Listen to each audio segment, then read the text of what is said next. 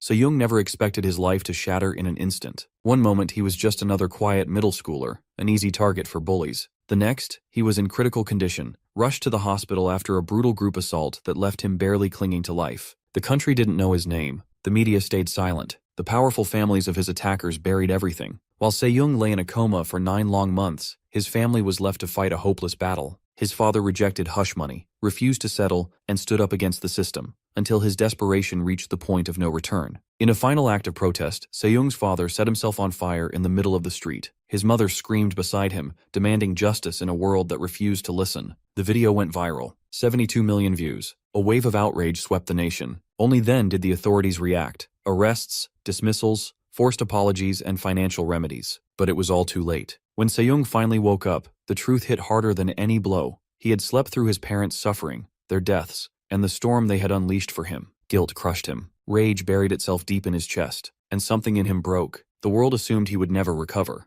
but they were wrong. Now, 2 years later, Sejong hides away in a locked rooftop apartment in the building he bought from compensation, a so-called landlord who barely speaks and lives like a ghost. But behind his emotionless stare and quiet routine is a young man collecting information, tracking names, and connecting the dots between corporations, politicians, and the predators they protected. He watches the elites move like nothing ever happened. He sees the same surnames tied to CEOs, presidential candidates, media tycoons, and their spoiled children who walked away from justice. And the worst part, he can't do anything to make them really regret what they did to his life. Until one day, a crazy bright light targets the earth like a fiery blade straight for Earth.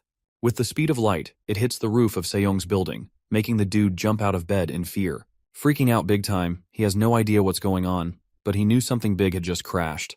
He thinks maybe it is a thief. Just as he is about to check out, he feels an eerie sense of shadows clinging onto him, and his heart starts pounding like drums. His hand got all sweaty and twitchy, but he decided to check it out. Then he slams the door open and this blinding light hits him. When he can finally take a glimpse of what he is dealing with, his eyes pop out in surprise. There is this huge flaming sword stuck on his roof's terrace. On a bright day, something totally unexpected happens, which is definitely not on Sejong's to-do list for today. He looks pretty out of it after all. It's not every day a giant sword crashes into someone's rooftop.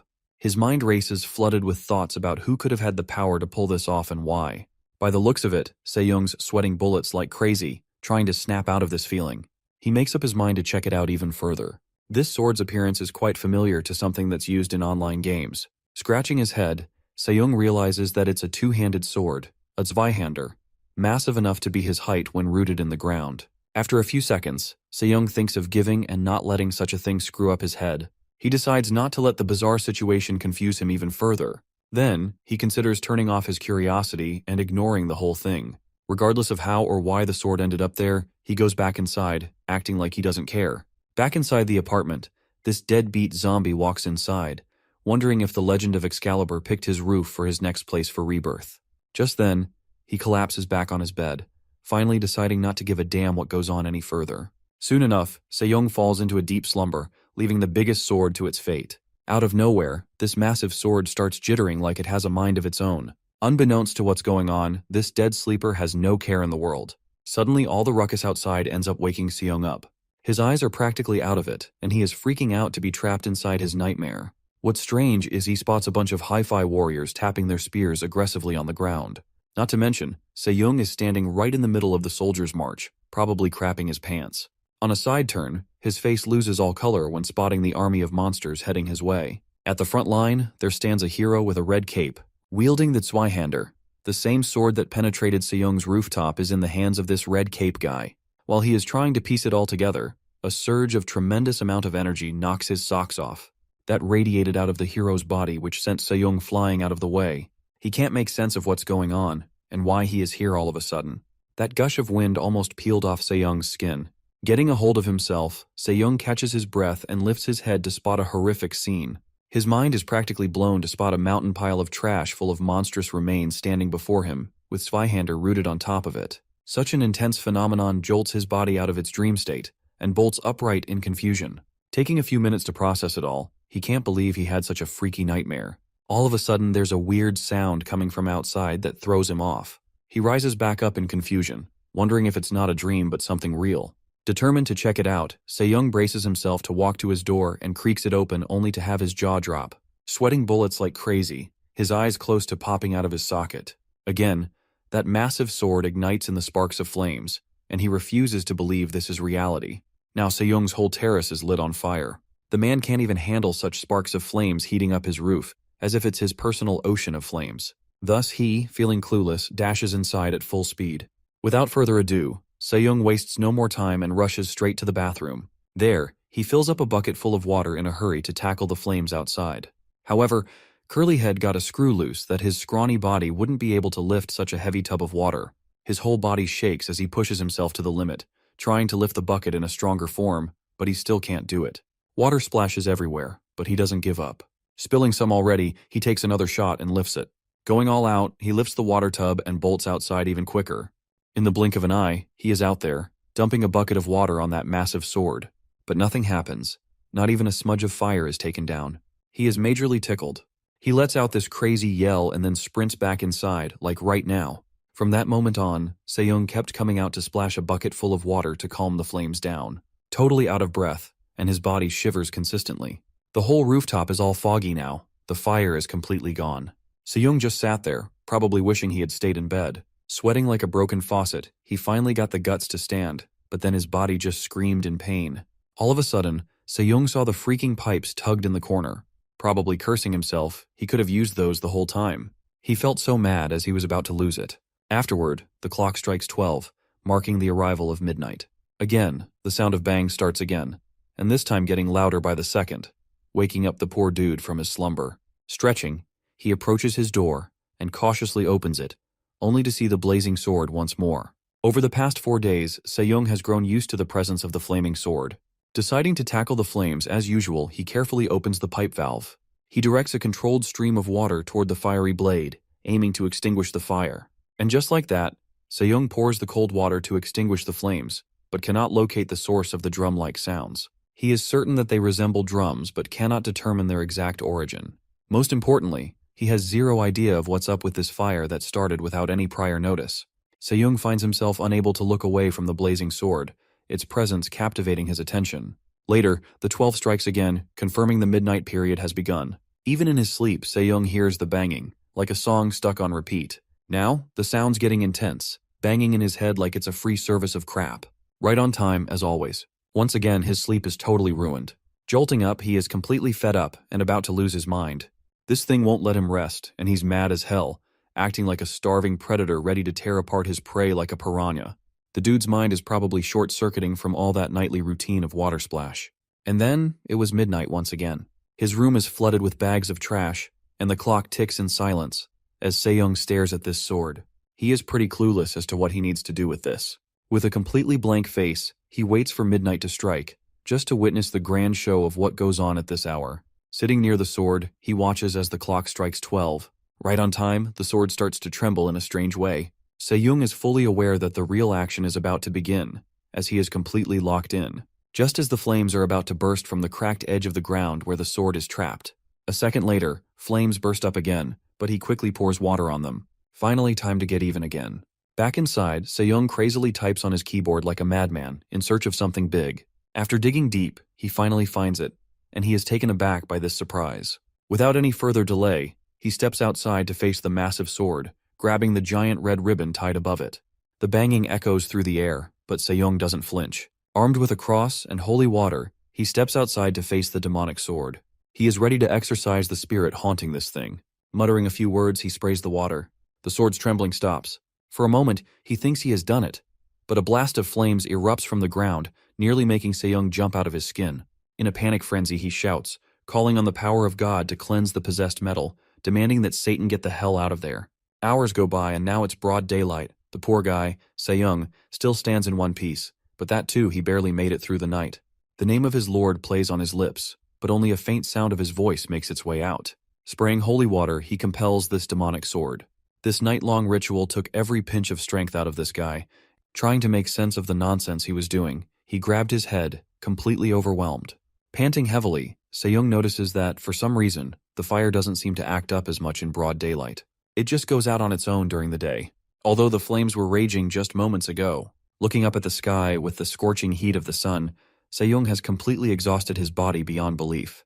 With the fire not looking to quit his usual stance at midnight, he believes it will start acting up tonight all over again, and the whole cycle will repeat itself. However, this dude has had enough of this crap and has made up his mind to do something about it. Thus, without wasting any more delay, he declares that today, he will settle this once and for all.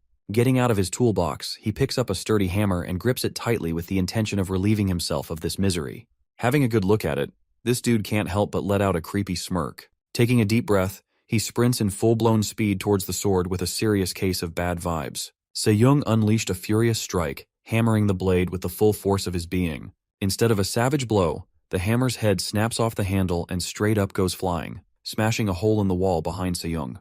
This guy looks straight up confused, holding the handle. He is just staring at it like an ape. Drenching in sweat, Se-young grits his teeth in fury, and he seems to be at his limits. With that, the lad sprints like a speedster to get inside, probably cooking some new idea to batter this wicked thing. A minute later, Se-young came out swinging, like he had some heavy-duty backup. This serious burst out reveals a big bat, and Se-young now means business. His eyes determined that this might have a good shot. Bat in hand, he squeezes it hard, and rushes at the word, going full-on crazy. So, he takes his chance to strike the sword for good and lands a solid hit. Surprisingly, the impact bounces right back at Se-young with the same force. That bounce back slams straight into his face, knocking him off balance as the bat flies out of his grip. Letting out a blood-curdling scream, Se-young screams in pain as it hurts like hell. But the lad isn't planning to back down at all. Bolting upright, he glares at the cursed metal, taking this as a direct challenge. He believes that if this thing wants a fight, it's going to get it. Thus, he is ready to go all out. Without skipping a beat, Se-young grips the sword's handle tightly. The curly head wouldn't quit with the lines. Then a bang stopped him. A spark of flames burst out of the cracks again, catching him off guard totally. Having zero to no clue, this guy won't understand how it got fired up again with a mere touch of his, especially not even near midnight yet. That sort of throws him off. And then, his eyes nearly jumped out of his head. Out of nowhere, a ball of fire lit up his face, scaring the crap out of him. This fireball full of firelight levitates in the air just when Se-young grips the sword tight. Within a few seconds, the fireball comes crashing down like a blazing beam straight at Se-young. It's pretty much intended to fry him on the spot, whether he likes it or not. Every nook and cranny of his body gets hit by the scorching, hot, hellish light, burning through his senses like wildfire. His skin prickles and his vision blurs. For a moment, it feels like he's being consumed whole, and possibly puking fire. All of a sudden, he is being blasted by the countless memories of this sword that cut the flesh of many. The faces of every enemy it faced, every blow it struck, replayed in his head, building into a mental storm. He felt like his skull would crack.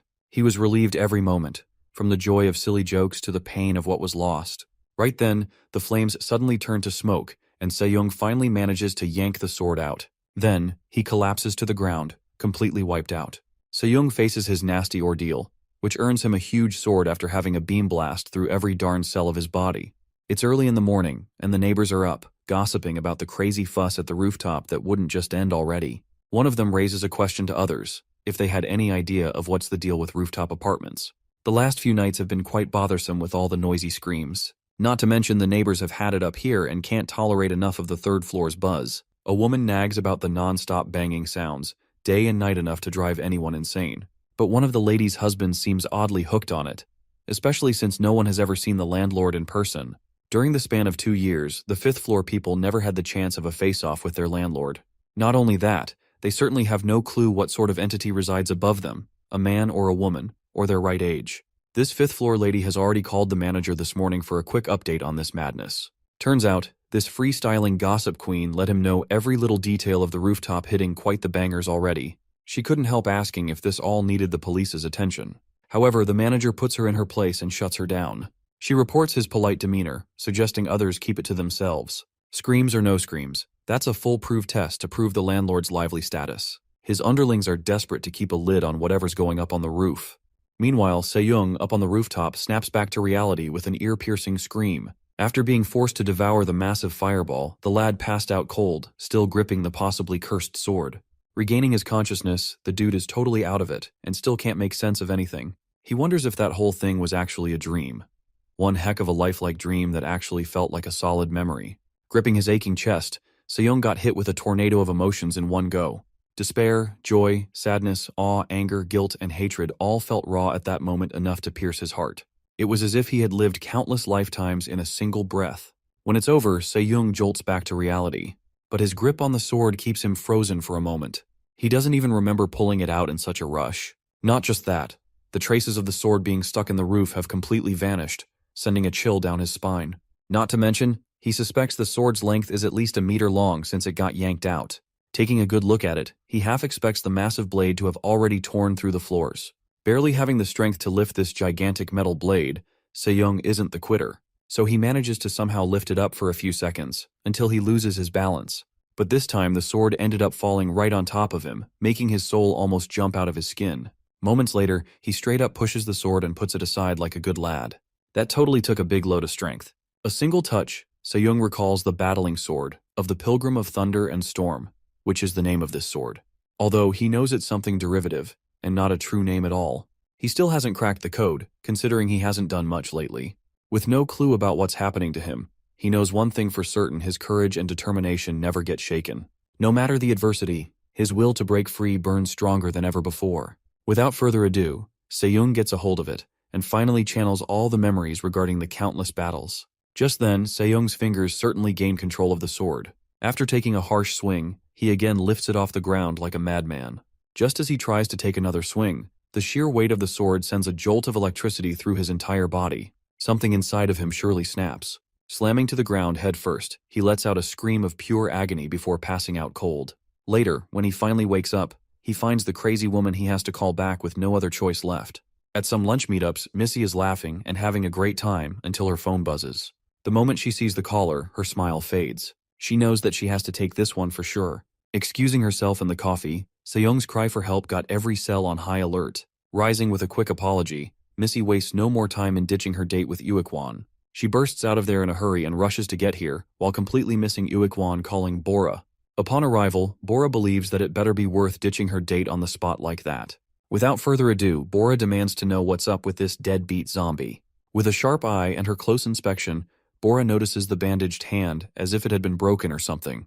Without skipping a beat, this lady pressures him into spilling it out, while Se-young feels a bit shy. She proceeds to ask how the heck he managed to sprain both his wrists. That one throws him off, and now he has got to cook up an excuse.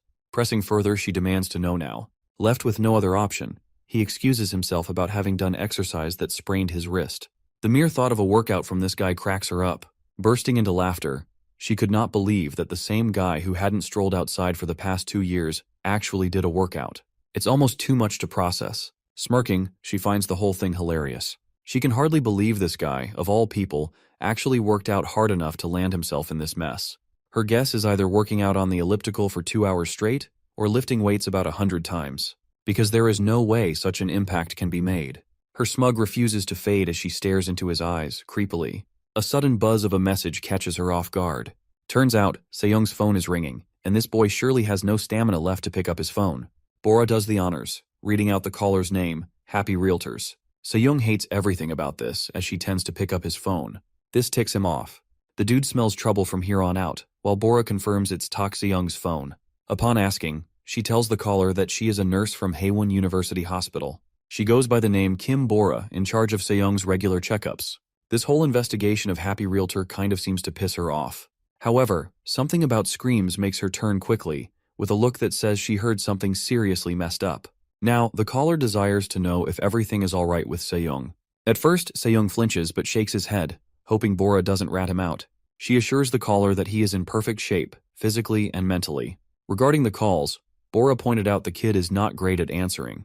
There, right then, she launches into a rant about her own problems, especially how Se-young made it a rule to at least send a text if it was business-related. Afterward, Bora straight up tells this kiddo to try acting like he is in good shape, or else the realtors would suspect something's off.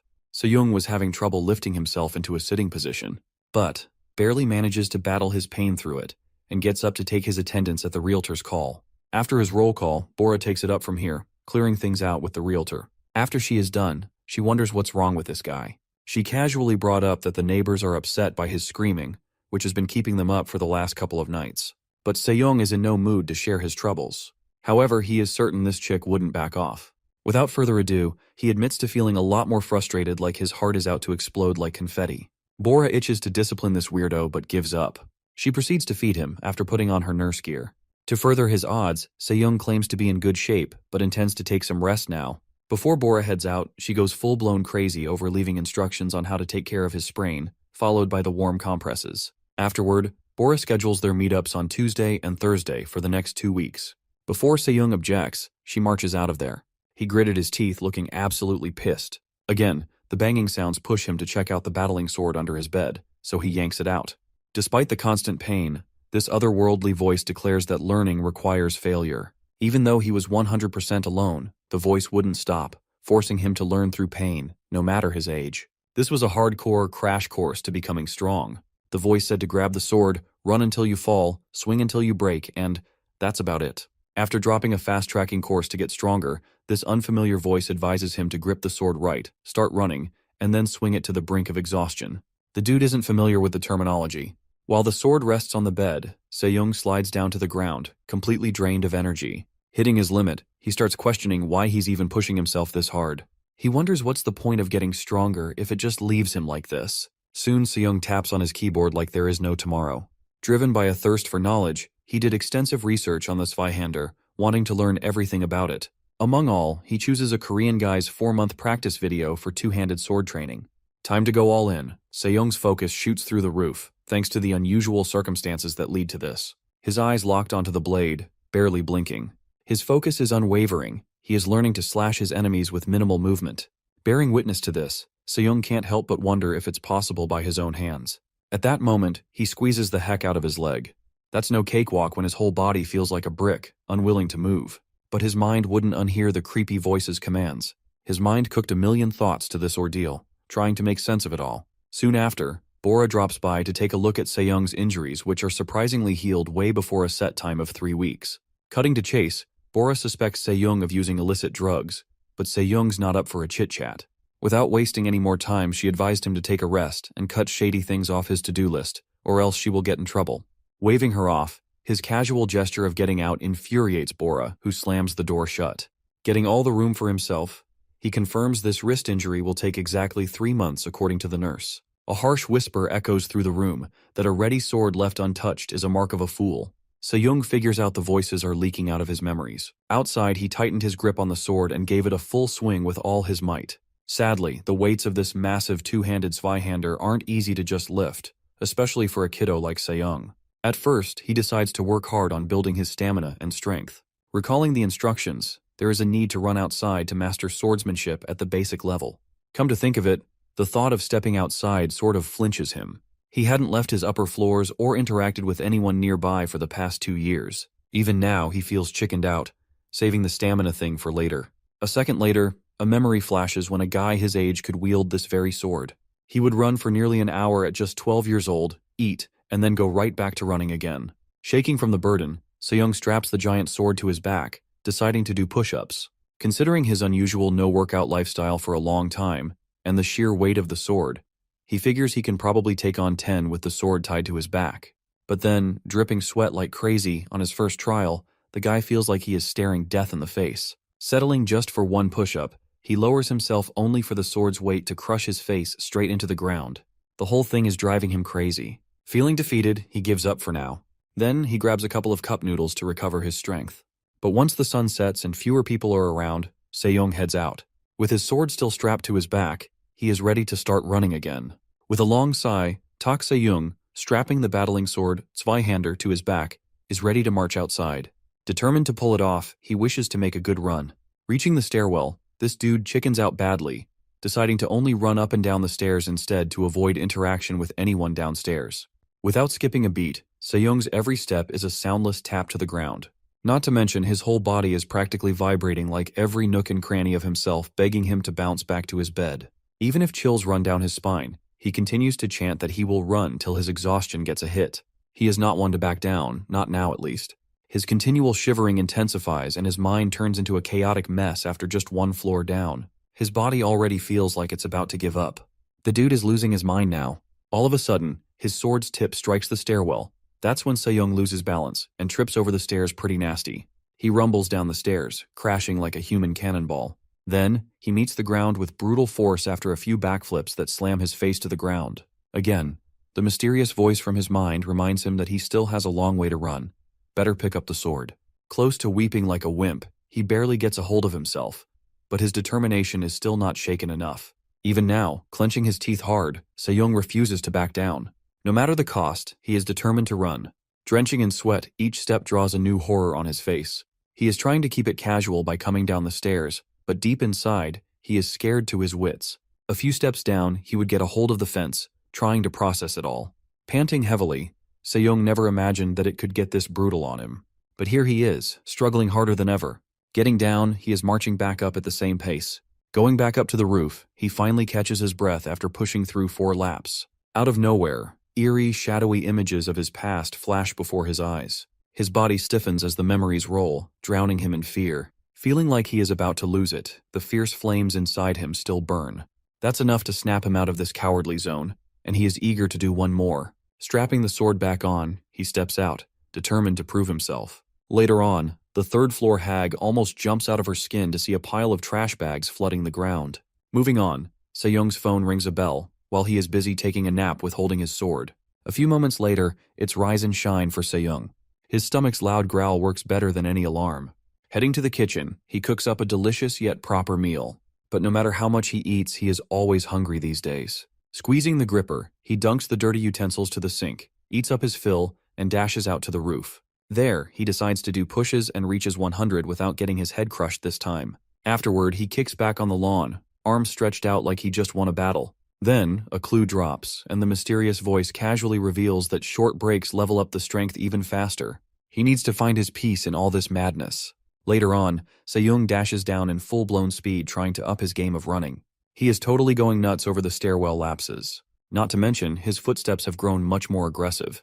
Clearing 8 lapses, this guy thinks of what's next. Without further ado, he grips Zweihander tightly in his grasp. The voice drops a piece of advice that 100 swings are basically an easy start. But the thing is to go slow enough to make anyone yawn. New rules have been laid out, which include no tip wavering. A mysterious voice echoes, demanding to know Se-young's objective. Without hesitation, he declares desiring vengeance. The house is completely burned from the inside out, but the mystery voice isn't done yet.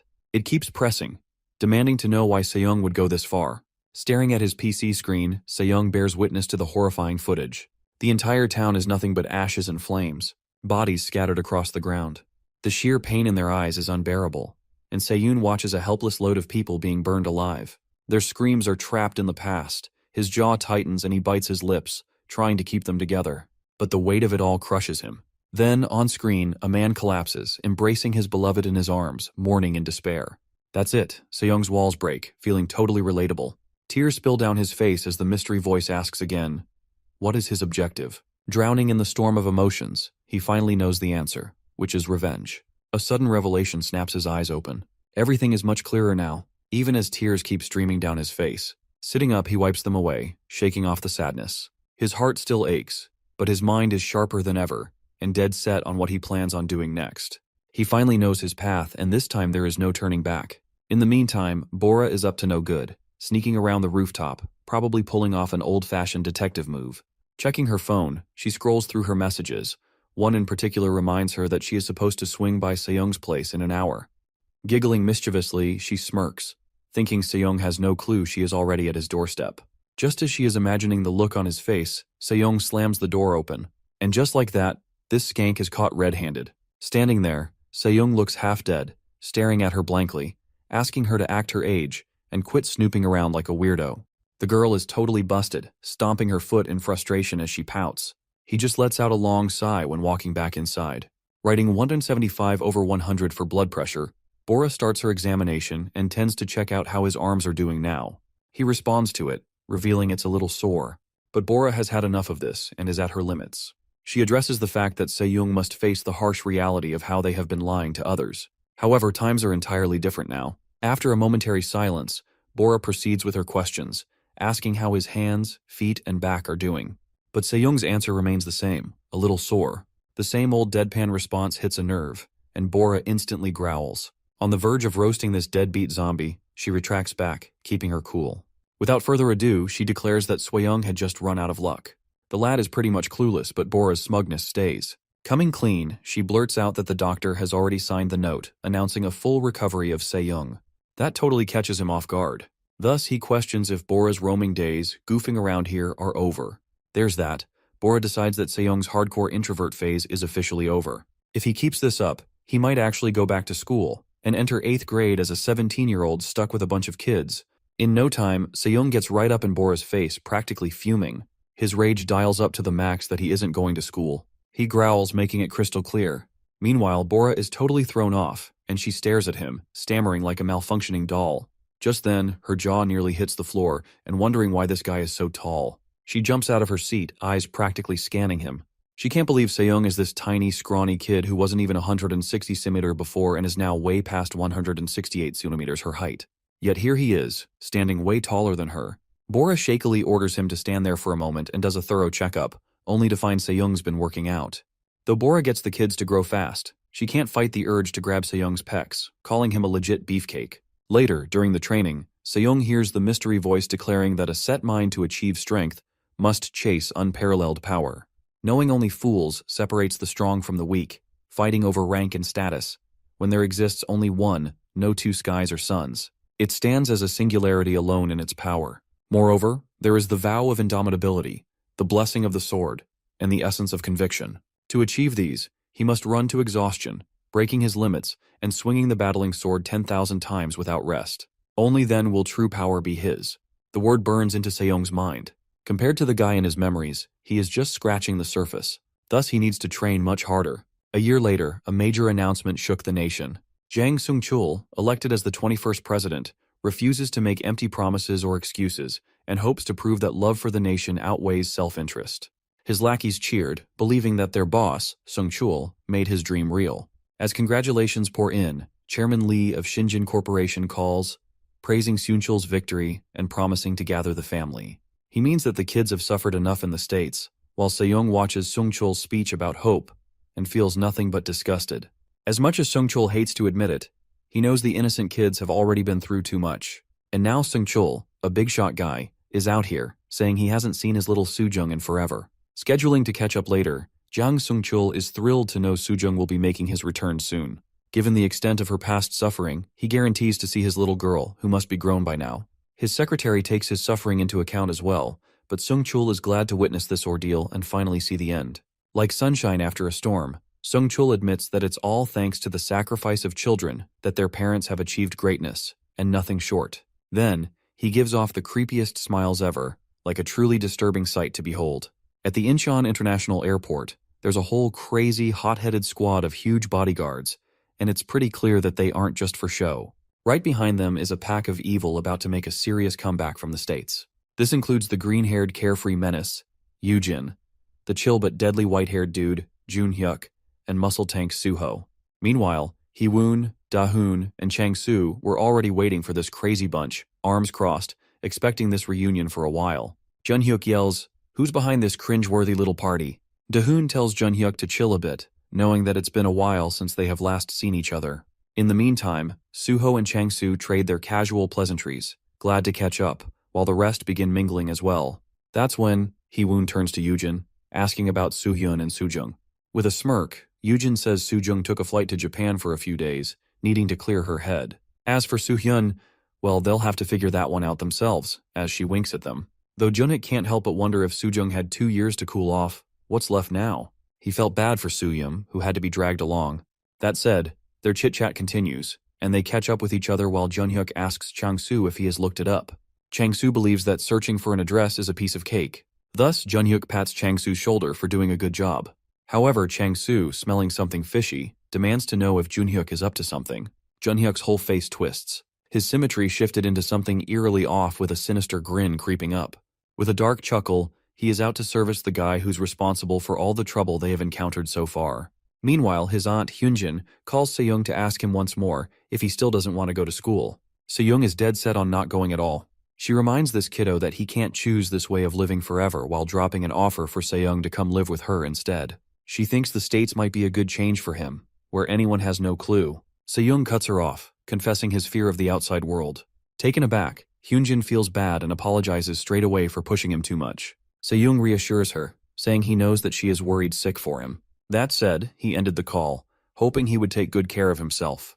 Meanwhile, Seyoung's game plan is locked and loaded, and he is ready to rip that whole bunch apart with no such thing as mercy. Outside, a man in black has finally arrived at the location. After his clear-cut observation, no soul has trespassed the area of the rooftop or exited. However, he says they already sent in a food delivery guy, a mailman, and even a meter reader, but still no word on whether the target's inside. Thus, he gets his orders straight. Meanwhile, Chang-soo hears about some shut-in from him. Frustrated, Jun-hyuk yells about how hard it is to get one damn pic of that freak. But Chang-soo argues that Se-young never even steps outside. No school, no fresh air. Jun-hyuk's losing it. He is convinced the guy is up to some really weird stuff. Chang-soo suggests breaking in, dragging him out, beating the crap out of him, then delivering him straight to them. That plan cracks Jun-hyuk up, but he tells Chang-soo to chill until they polish it up to Soo-hyun's standards. Then, for a little inside scoop, Jun-hyuk drops a bomb that Soo-hyun got a direct invite from the Yakuza in Japan. That throws Chang-soo off. Turns out Soo-jung's smooth-talking friend-zoning got them connected with some top-dog parents in the Yakuza. Now Soo-hyun's decided it's time to gift that loser Se-young a little something special. Throwing a party together for the crazy comeback, Yoojin winks at the camera while the rest catch on. At home, Se-young's eyes scan the picture, and his blood practically boils to see this bunch of scumbags. The more he stares, the harder it is to hold back the rage bubbling inside him. Scrolling down, Yoojin puts down a caption in the memory of Soo-jung and Soo-hyun, who haven't returned yet. They wish to get the whole gang together under one roof. Down the post, Jang Crystal replies that they will join them real soon. Having seen it all, Se-young bets that they aren't the only ones waiting for so long. Back home, people are hyped to see Soo-hyun and Soo-jung back after years in the States. At Narita International Airport, they're welcomed warmly, with one lady straight up shocked that they were told this would take another year or two at least. But there they are, standing smug, proving her wrong. She is outright impressed, guessing Soo-hyun's dad's presidential powers are already working their mojo. Either way, she acknowledges the hell these two went through in this period. Moving on, they are being smoothly escorted to their limo. The other pair plans to discuss so much as they go. As it turns out, Lee Soo-hyun is none other than the son of Lee Jo-yang, chairman of Shinjin Corporation, while Jang Soo-jung is the daughter of Jang Sung-chul, the freshly elected 21st president. Inside the limo, this bunch sits comfortably, discussing the matters that actually matter. Breaking the silence, the muscle tank knows what's up, and is also aware of Soo-hyun's style of wasting no more time. He finds it totally relatable, and thinks it's better they get to the point.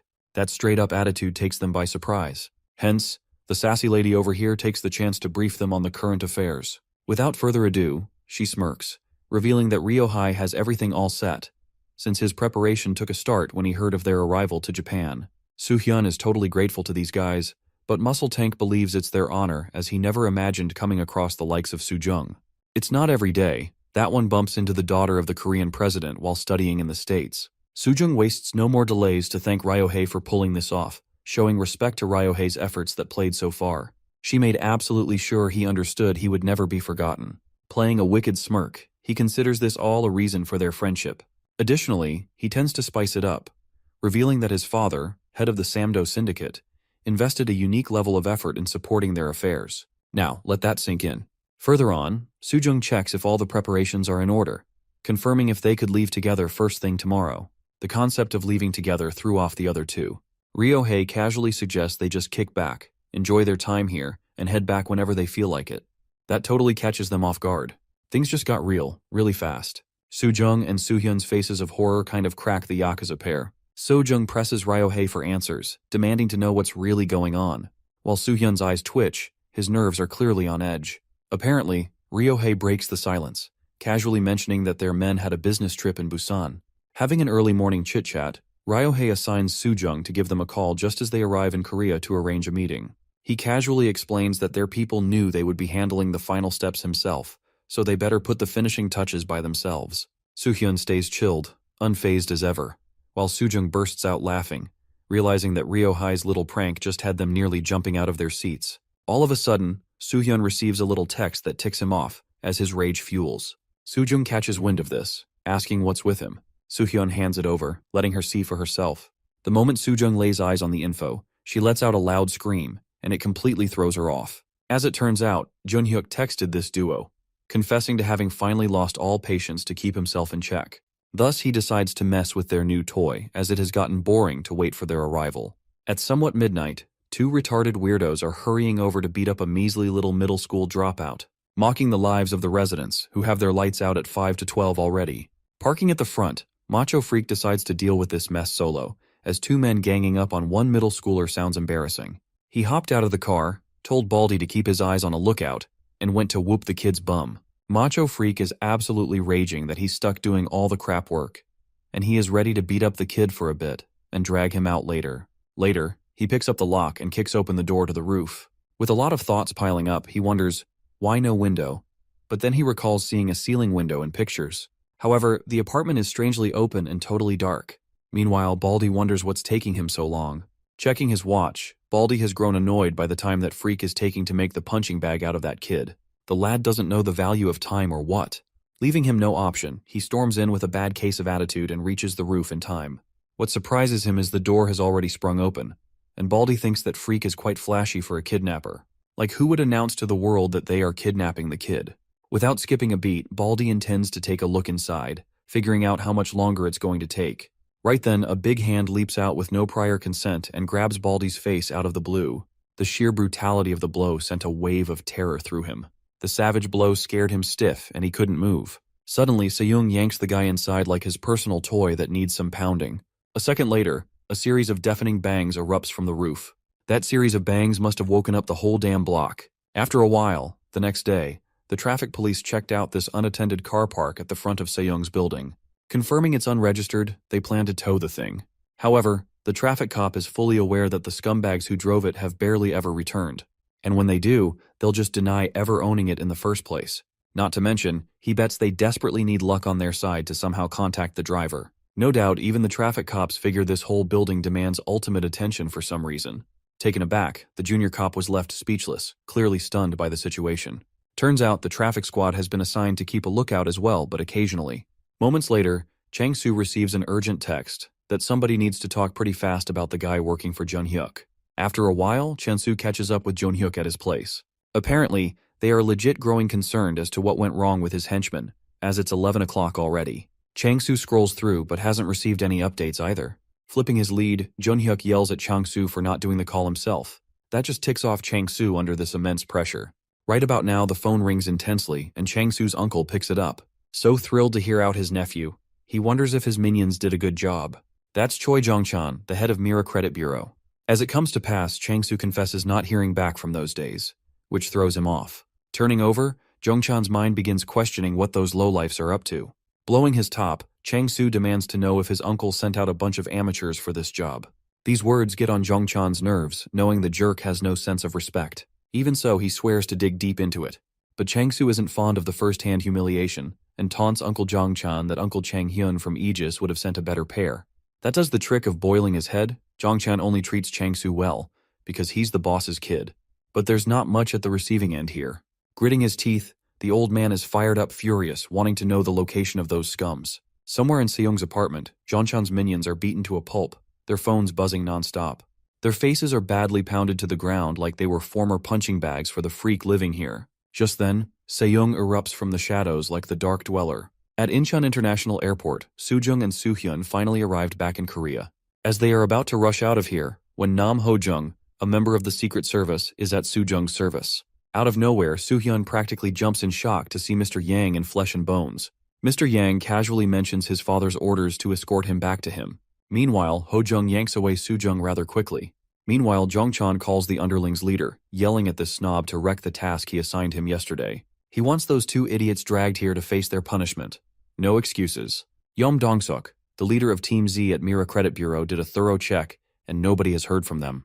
Tracking their whereabouts, Dong-suk reaches the Sejong's building. He notices a parking violation on their unregistered car, baffled by their stupidity. To top it off, the car got towed this morning, making him wonder where the hell they would go. Like a crazy cannonball, Jong-chan storms into the office of Yeom Dong-suk, demanding an explanation for the mishandled operation. A chainsmoker weirdo notices a fierce cannonball bursting in, but he takes a second to process it's their boss blowing a tantrum. His eyes widen in fear, his jaw practically hits the floor. Trying to keep his cool, he spills the beans that their leader called everyone to gather up at Sejong Apartments. That news hits him like a ton of bricks. After a while, Dong-suk calls back his boss to notify what's happening. Jong-chan blows up like a cannon, his blood practically lava, demanding to know what the hell Dong-suk is up to. Dong-suk comes clean by having a big problem. Upon asking, he mentions their two men have gone missing with no clues or hints left behind. This sudden news sort of cools down Jong-chan, taking his attention elsewhere. He wonders what's the fuss over here. Dong-suk explains that there is something oddly wrong about Se-young's apartment and admits he has already gathered his crew to dig deeper. After a brief pause, Jung-chan gives the green light for the operation. With that, they are all set to move in. Taking a step closer, Dong-suk takes attendance of his every henchman, checking if they are in position. With a quiet agreement, they head in. Within a second, they all gathered up at the front of Se-young Apartments, hurrying inside to finally deal with the anomaly. The entire stairwell is packed with men in black, while their leader, dressed in white, casually smokes like he's the coolest guy in the room. After the right puff of smoke, he signals his lackey to get him. Without further ado, the lackey bursts open the door and rushes at full speed. Watching all his henchmen clear out the stairwell and head in the roof apartment to take back what's theirs, Dong-suk probably believes that this many would take care of what's inside. Thus, he enjoys the puff of smoke in the clearing. When things have gotten noisy, he gradually walks up there to see it for himself. There are these consistent bangs followed by every step he takes towards the roof apartment. Suddenly, an eerie silence takes over the rooftop, like the calm before a storm. Despite everything, Dong-suk concludes that this was all just an overreaction until his lackey crashes into the corner all so suddenly. That one blow got his skull crushed pretty badly. Bearing witness to such a horrific slam, Dong-suk's eyes practically bulge out of his socket. Trembling in fear, the dude tries swallowing his fear down, but that doesn't work for him. He can't make sense of what the heck is going on. Out of nowhere, some dude stomps on the ground, facing Dong-suk, who is pretty much shivering out of fear. As it turns out, even the door has gotten short for Se-young's size. The monster's vibe totally threw Dong-suk off, making him lose his footing right away. His blood pressure goes off the roof as he screams, demanding to know who the hell Se-young is. But just the sight of him fries Dong-suk's brain, making him let out a desperate cry for help. However, it won't help here. Se-young tightens his fist and slams a punch straight into his face, sending him crashing to the ground. Afterward, the cops receive a citizen complaint about loud screams and a group of thugs entering an apartment. The third-floor hag swears she saw them and hasn't slept since. While the police prepare to check it out, they wonder why no one called earlier when the screaming was happening. Still, they appreciate the report. Better late than never. Climbing up, the rooftop door is wide open, with a broken lock, making things feel a whole lot sketchier. Getting straight to business, they knock, announcing their presence. But the second they step inside, their brains short-circuit, because right there on the roof is a mountain of bodies, and in front of them stands a muscular monster. Wasting no time, they pin the guns down instantly, while shaking like a leaf. There is a huge ruckus outside Se-young's apartment building, with cops swarming the place. A squad of paramedics dashes upstairs with empty stretchers, and marches down with loaded stretchers full of broken bodies. Jung-chan, Chung-soo's uncle, in fear of being a total flop in his nephew's eyes, has got his squad butchered brutally. Sliding down the window, he is desperately looking for answers. And that's when his eyes fall on the tragedy of many. Seeing all those bodies crushed to a pulp, Jung-chan's eyes practically pop out of his head. Sweating bullets, the man hasn't seen such a bloodbath like ever. On the other hand, cops hold Se-young down for questioning, asking for his residence registration number. But this muscle man doesn't know what's that. The cop tells him straight up that repeating himself won't help. Taking a deep breath, Se-young gathers his nerve and spills the truth in one shot. He blurts out that he is turning 18 this year.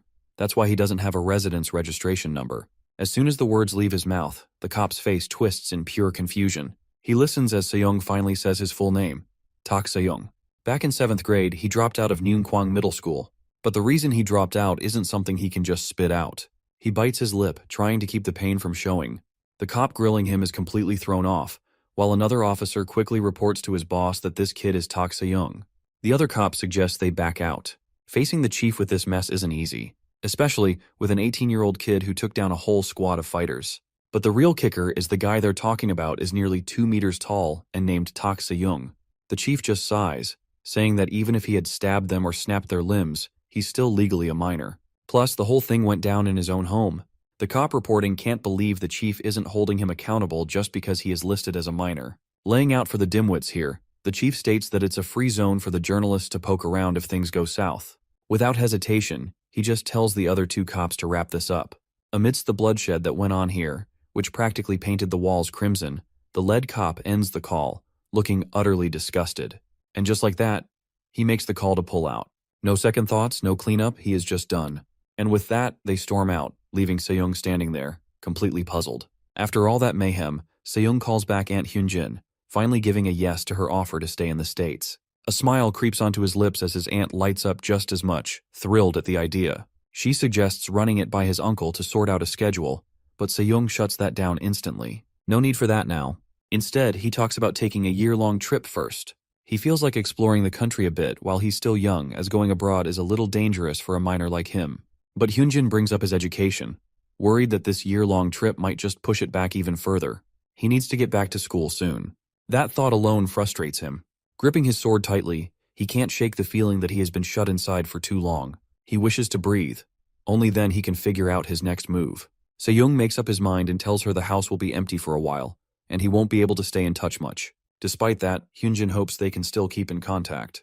Therefore, Se-young needs to take time off. Junhyuk calls Chang-soo in frustration, demanding to know what's taking so long. It's been 2 days, and he has heard nothing. Chang-soo explains that he tried reaching his men, but no one answered. Furious, Junhyuk sarcastically thanks him for making him endure Soo-yun's smug face again. Totally pissed, he yells that Chang-soo still can't follow orders, just like in middle school. Equally ticked off, Chang-soo tosses his phone away. Right then, Soo-ho calls, informing him that Soo-hyun wants him to bring the photos of Se-young's whereabouts.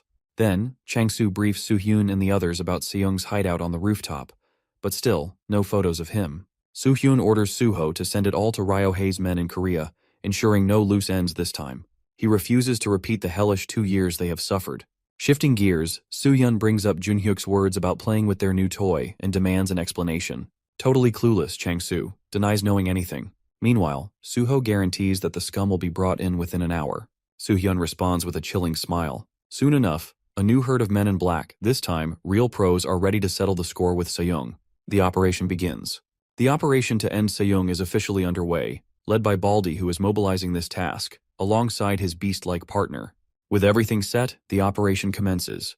Without further ado, this swarm of reckless manly beasts marches to the rooftop building and bursts open the door.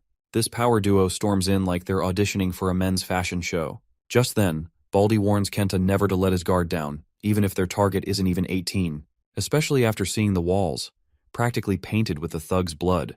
Cracking their knuckles, they are gearing up for a showdown, and it's all set for whoever is left standing in the end. Baldy tends to take the first turn here, ready to kick things off. But Kenta pats his shoulder, signifying the eerie vibe coming off that bloody door. The first time he mutters words out is to tell Baldy that there resides a beast inside. The bald head looks stunned to see Kenta keeping a next level of caution when he hasn't even seen the target yet. He believes their target is keeping a vicious dog with a nasty habit of tearing things apart. But it's awfully quiet down here. Kenta believes whatever it is, it's something big. Well, he gotta buy the man's word, intending to take on this operation carefully. Right then, the crime partner duo, flashing their starter poses, are all ready for this showdown. But before Baldhead gets a chance to knock the door down like a cheap copy of Bruce Lee, Se-young's Hulk mode takes things to the next level. He practically shoves the door to Baldhead's face and slams it to the wall ahead. It sounds like a massive bug getting crushed. Bearing witness to this brutality, Kenta growls under his breath. His anger spikes. This whole situation seriously pisses him off. There, he locks eyes with Se-young, the muscular monstrosity, as it's a showdown of sheer strength as Kenta, the powerhouse, charges in like King Kong, throwing a full-force punch straight at Se-young's head, but Se-young doesn't even flinch. At that moment, Kenta realizes that he is dead meat because Se-young is no human. Wasting no time, Se-young swings a brutal blow, probably giving Kenta's facial bones a crash course of destruction. That said, Kenta gets sent straight to the ground, and his face practically pancakes against the floor. Meanwhile, Baldhead gets a hold of himself, but witnessing Kenta's brutal demise and Se-young's vicious vibes horrifies him. Meeting with Soo-hyun's gang, Soo-hyun desires to know Takashi's reason for ditching his fighters and letting them go by themselves. He describes that there isn't any need to supervise the beasts, who are the best of the best. That's Japan's Samdo Syndicate of Mizurai Division, Takashi, ensuring there is no room for concern. For now, Soo-hyun awaits the results as Takashi's phone straight up flashes. Takashi picks up, warning Baldhead not to call without a real reason. But Se-young's voice cuts in, thrilled about Japan's involvement.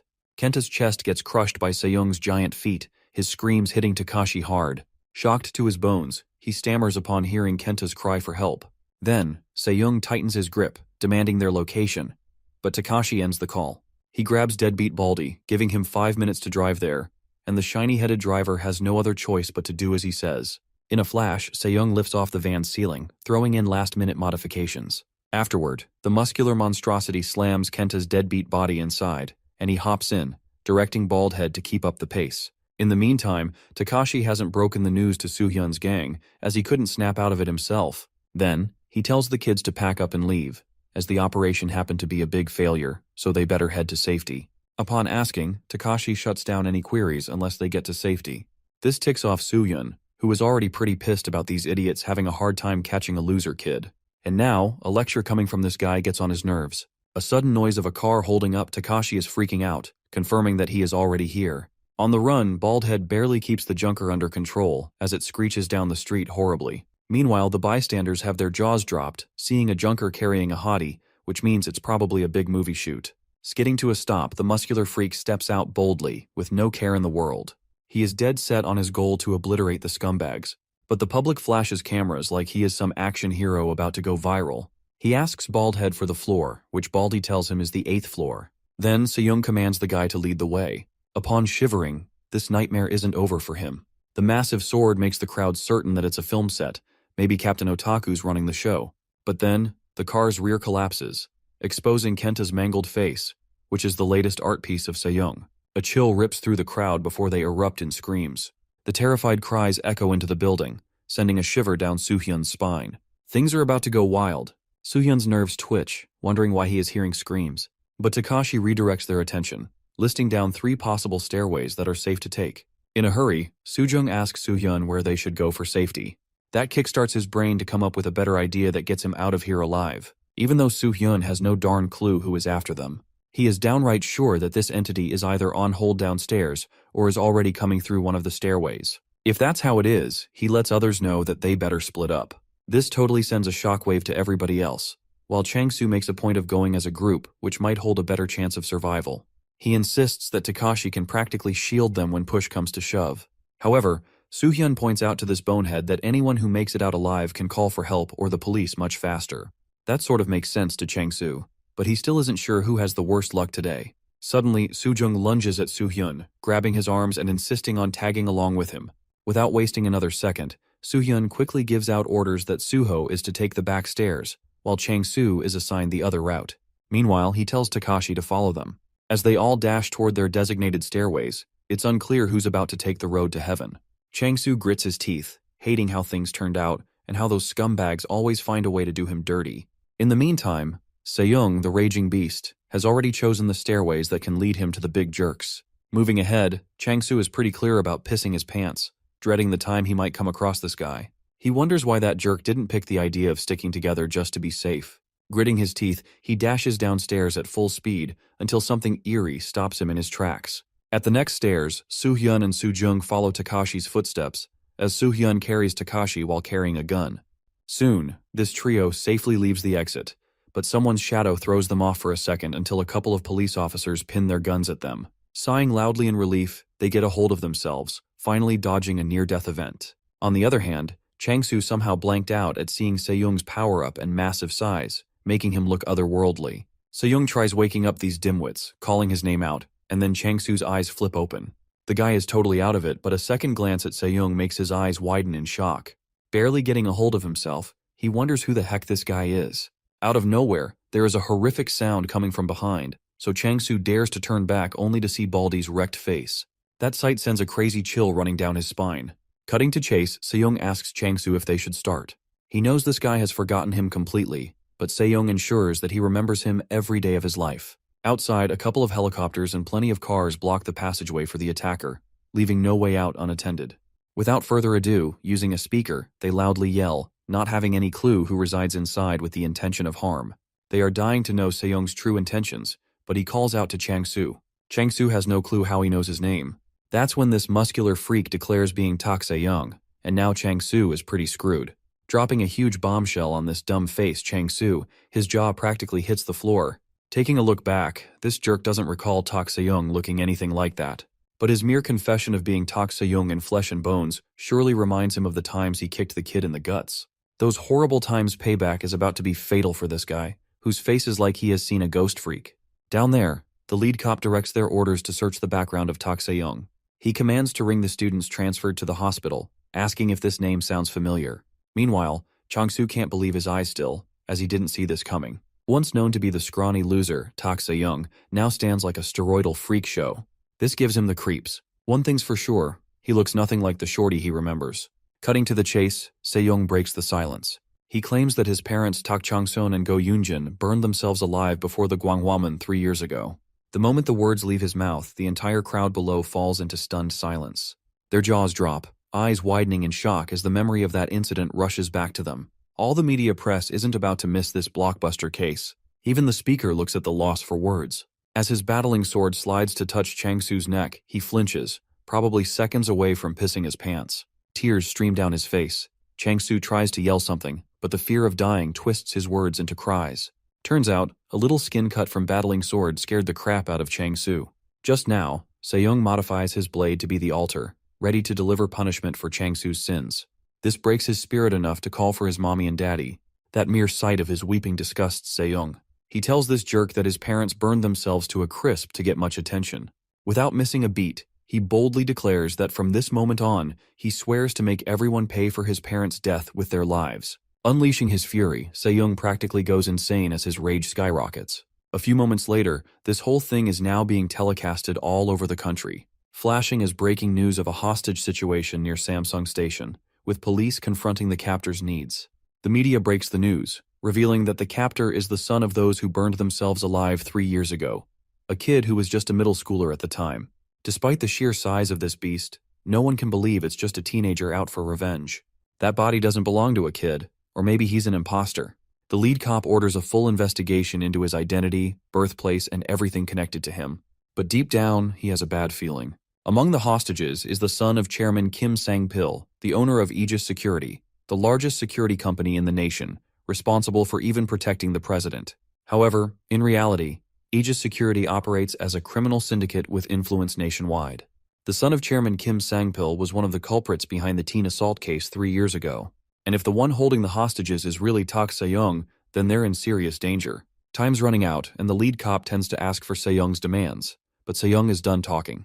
But he is eager to know what Se-young wants from them. He blurts out, there is nothing they can give him. Se-young claims to have surfaced here only to drop an announcement. Chills run down their spine. They are hooked on what Se-young has on his mind.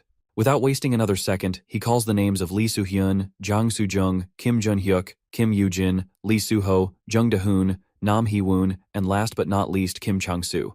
Thus, he declares this list of people has their deaths and their parents' deaths written on his hands. All of the top dogs watch this stream live, but that doesn't end Se-young's hunger for revenge, as he intends to kill their siblings as well. Now it's getting out of hand. The whole crowd down there seems to be shocked to their bones. He challenges the lot to bring the army or police into this, but nothing is saving them from this fate. Hence, their deaths are written by his hand, no matter what. If they fail to capture him, or worse, if they cross his path, he won't hesitate to kill them. Chang-su finds his lost voice, threatening Se-young that if his father hears it all, he is soon destined to live the rotten life of a cockroach. As Se-young shivers a little, Chang-su thinks he is the same old loser, but Se-young's quick turn terrifies the heck out of him. Wasting no time, Se-young calls this a declaration of war.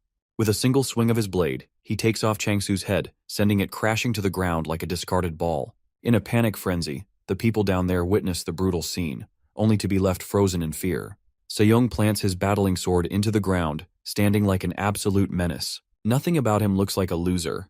On the other side, the chairman of Aegis Security and his men are shaking with rage, unable to believe what just went down. Watching it all unfold live on their tablet, they lost their son in mere seconds. Slamming the device shut, the chairman is dead set on making Se-young regret the day he ever laid a hand on his son.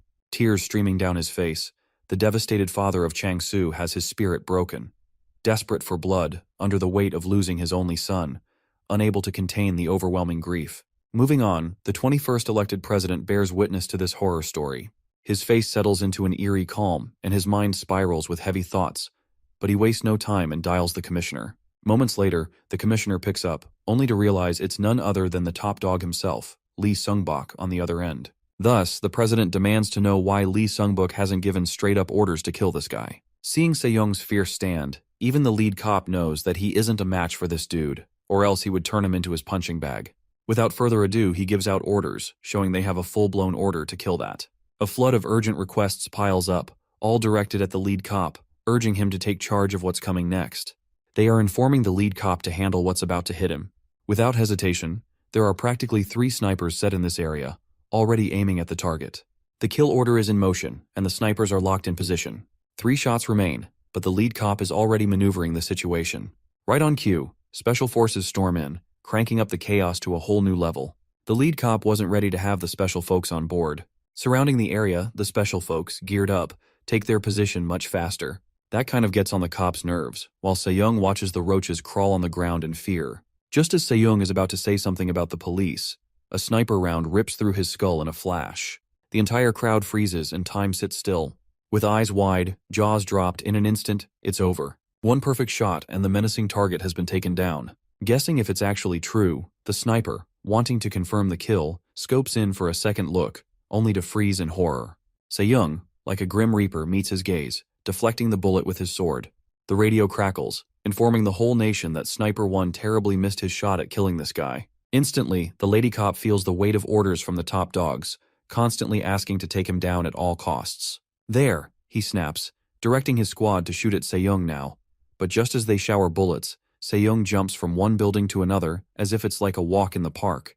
Their jaws hit the floor, wondering what else they were about to witness today. With numerous people bearing witness to his stance, even the special forces feel at a loss for words. Swooshing in the air, this menacing power beast practically makes good use of battling sword by wrecking the buildings. One by one, Se-young moves forward, safely reaching his spot, hoping to pick his path. Slamming on the ground barefooted, the police squad hurries over here, practically stopping them from pulling a swift escape. Informing others, all the cars on standby get an alert and start to follow their path. As the car rushes towards him after the chaos unfolds, Se-young doesn't hesitate. Without a second thought, he declares that anyone standing between him and his revenge will be nothing more than collateral damage. That's when Se-young lets out a scream as the car closes in on him. Se-young lands a ferocious blow at the cars, straying them off their sense of direction. Gripping his sword's handle, he yanks it out, matching the right time only to slam that car down another car, completing the sandwich crash. Just as the car collides, it sparks a heavy explosion, taking everyone off guard. But what's more surprising is that Se-young walks in the blazing fires of vehicle collisions as it doesn't hurt his skin. That fearsome aura is enough to make anyone shiver.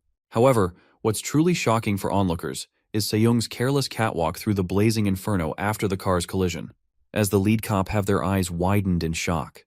As it turns out, he struggles to get a basic understanding of what kind of anomaly Se-young is, questioning if his existence is even human to begin with. Out of frustration, fear pinches the guy as he grits his teeth, completely clueless on how to handle this nightmare, asking special forces to take their position, because they better try something to take control of this situation. Right then, he quickly yelled out the orders, but Se-young couldn't care less. Just as another shower of bullets heads his way, Se-young leaps in the air and vanishes in seconds. That's enough to tick off the lead cop's squad, who has no clue where the guy went. Then, a chill from behind catches them off guard. Apparently, they are being cornered badly by the special forces who got their guns pinned at Se-young. Having him trapped, the lead cop signals snipers to commence their attacks. Keeping Sniper 1 out of this one, he commands Sniper 2 to get a hit. Without skipping a beat, the Sniper 2 scans the target's perfect area. Just then, the target has been locked. What's left is to drill a hole in that muscular freak, and that's about it for the day. Just like that, Sniper 2 shoots a savage blow that is powered to drill a hole into anyone's skull. However, it's not an ordinary human to be taken down by the sniper's measly bullet. Se-young's eye was seconds away from piercing his eye by the sniper's gift of a bullet from above. The dude's reflexes are unmatched as he swiftly dodges the bullet, making his sword block the bullet's impact, all in a short time. He couldn't care less, but he hears the lackeys aren't giving up on their deathly wish. Flipping out, the lead cop yells at his lackeys to restrain this King Kong with any means necessary, while Se-young doesn't even flinch. Pointing their guns at the beast, they are trying hard to overpower this freak, but that's just not their day-to-day. Standing tall, Se-young yanks his sword, and the special forces rain down the shower of bullets altogether. At the sound of gunfire, the muscular freak swings once. Just one flashy strike and a shockwave erupts, knocking everyone off balance. It sends them all flying like ragdolls. Countless men thrash to the ground head first, as the media gets to capture every single horror unfolding here. Even the journalist and cameraman are shocked to their bones when witnessing such horrifying powers. Against this beast, there is no one here who even stands a chance to land a single blow at him. Letting out a piercing scream, the cameraman shocked to his bones, jittering like crazy, but he recorded it all. A single dude alongside his giant sword is wrecking the area like it's his play zone. Things are about to go wild. The media press run for their lives, as their camera slips down and breaks in half. Even then, the whole thing is being recorded and broadcast all over the ground. Bearing witness to this terror, Soo-hyun looks to be crapping his pants in the comfort of his home. Besides him, Soo-jung, wrapped in a blanket, shivers like it's 0 degrees out there. Her mind was a battleground of fear.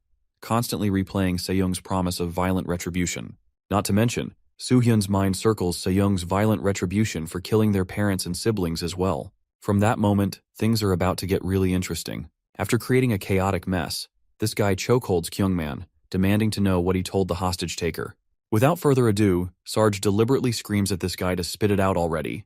When facing Se-young solo, Kyungman was shocked to his bones, and his fight-or-flight radar broke in seconds. In no time, this guy spills the beans, revealing that Se-young asked the whereabouts of the kids who escaped the building earlier. Horrific as it is, this guy bluntly drops the truth, giving away the hospital's name. As his blood boils, Sarge lands a smacking punch to his face, knocking this guy out. He is quick to inform the hostage taker, redirecting his stance towards the Shinjin University Hospital.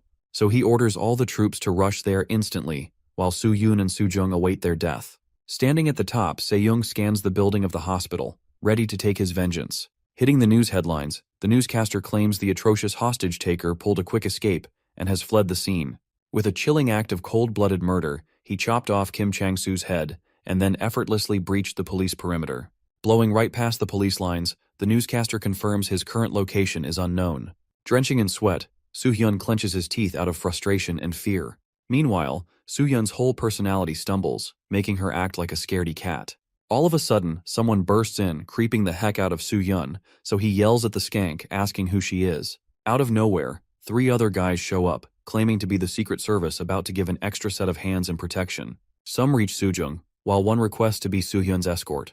Without wasting another second, the Secret Service escorts the measly kids of top dogs out of the Shinjin University Hospital. They followed, being careful going out. Se-young, on another roof, was looking at all the action at the hospital. All of a sudden, this menacing beast steps in the air, probably being suicidal at this point maybe. Meanwhile, inside the Shinjin Teaching Hospital, Sarge's warnings flood the ears of the Secret Service. Bladman gestures a signal, and the lady gives a quick nod to it, while Soo-hyun's practically freaking out. Little did they know, Muscular Freak had them in his sights, and with a thunderous crash he jumped in, catching them off guard. Shattering the glass, Se-young's hunger for vengeance is much crazier. No one saw that coming. Se-young just hopped like a rabbit and was right at the window they were passing. People were majorly freaked out. Se-young's murderous intent led him there. Stepping out of the hole, this menacing Burj Khalifa scares them to their wits' end. Nobody notified the big tops about how horrifying their attacker looked. Not only that, Se-young's muscular build completely overwhelms them, adding to their state of shock. Other than that, Se-young takes a look at the surroundings and the nuisance at hand. Just as Se-young locks eyes with Soo-hyun, Soo-hyun flinches but his protector drags him out of the way. Time for plan B, she drags the kids to the elevator on the other side, but not on Se-young's watch. He screams that his parents never ran, so why can't they? The horrible memories of his past, and what hell went through with his parents flash back in his mind. That's enough to fuel his tank of fury, as he recalls his parents' love for him was so strong that they defied their parents' power for his sake. The raging beast lets out a thunderous scream, calling Lee Soo-hyun's attention. That's enough to send shivers down Soo-hyun's spine, who tells the slowpokes to shoot the guy already. Amidst pulling their guns out, Se-young smacks a hardcore punch to their face. Even with their guns out, they can't save themselves from tasting the raw power of Tak Se-young. He practically knocks Baldman off the ceiling like a legit sixer. Yanking away anything in sight, the rest of the folks now get the whole situation. Pinning their guns at Se-young, they waste no more time but open fire at this beast. While they're busy, the evacuation squad gets the elevator going, but it's taking a long time. Just then, a dude slides by the wall and almost reaches the elevator. However, his horrifying face of nothing but broken bones is enough to scare the crap out of anyone.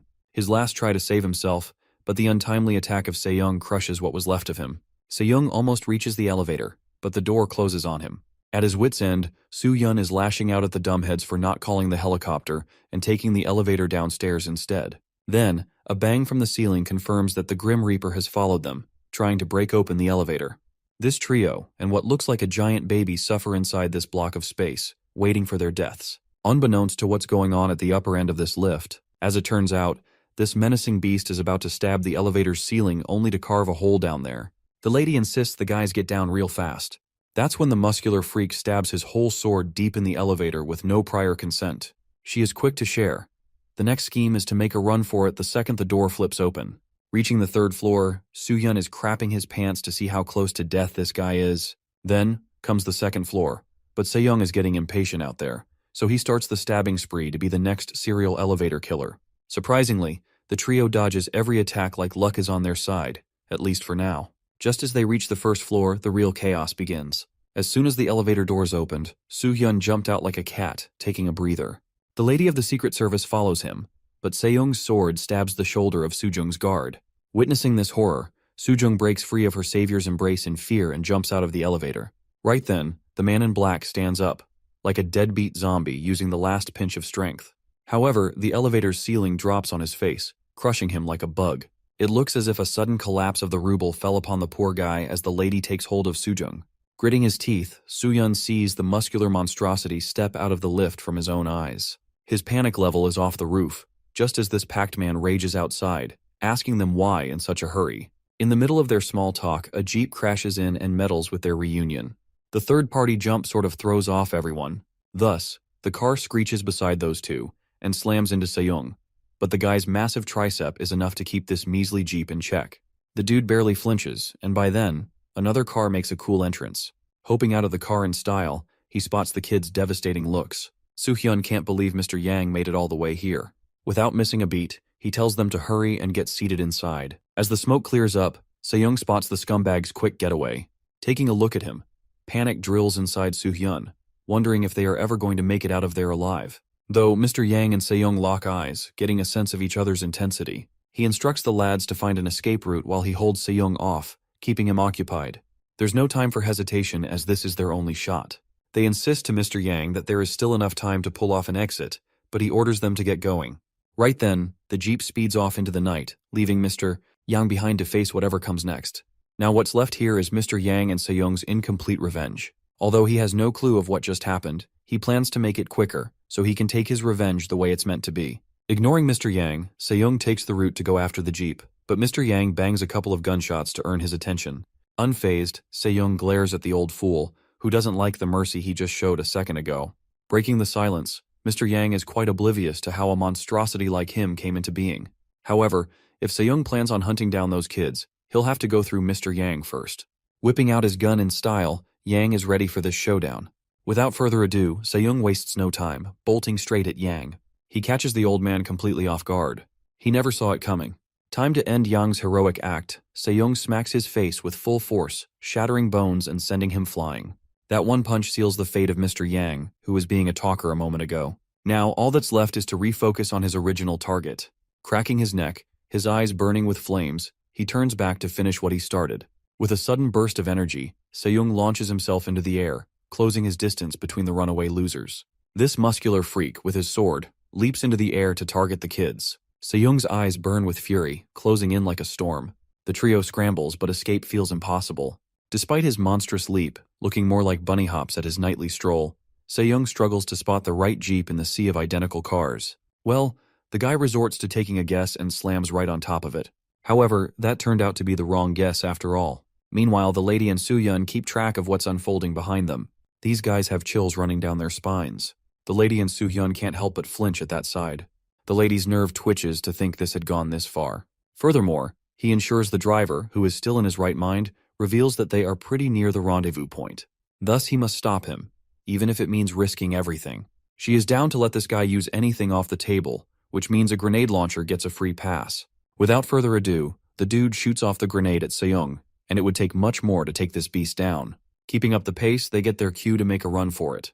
Checking out, Soo-hyun gives a big glint, knowing that this might have done the trick. Unbeknownst to them, Se-young took advantage of the grenade, causing him to jump off the car real quick to face them next. Slamming at the car's front, he practically scares the crap out of everyone, and Soo-jung lets out a blood-curdling shriek. In a flash, Se-young slashes the ceiling of this jeep.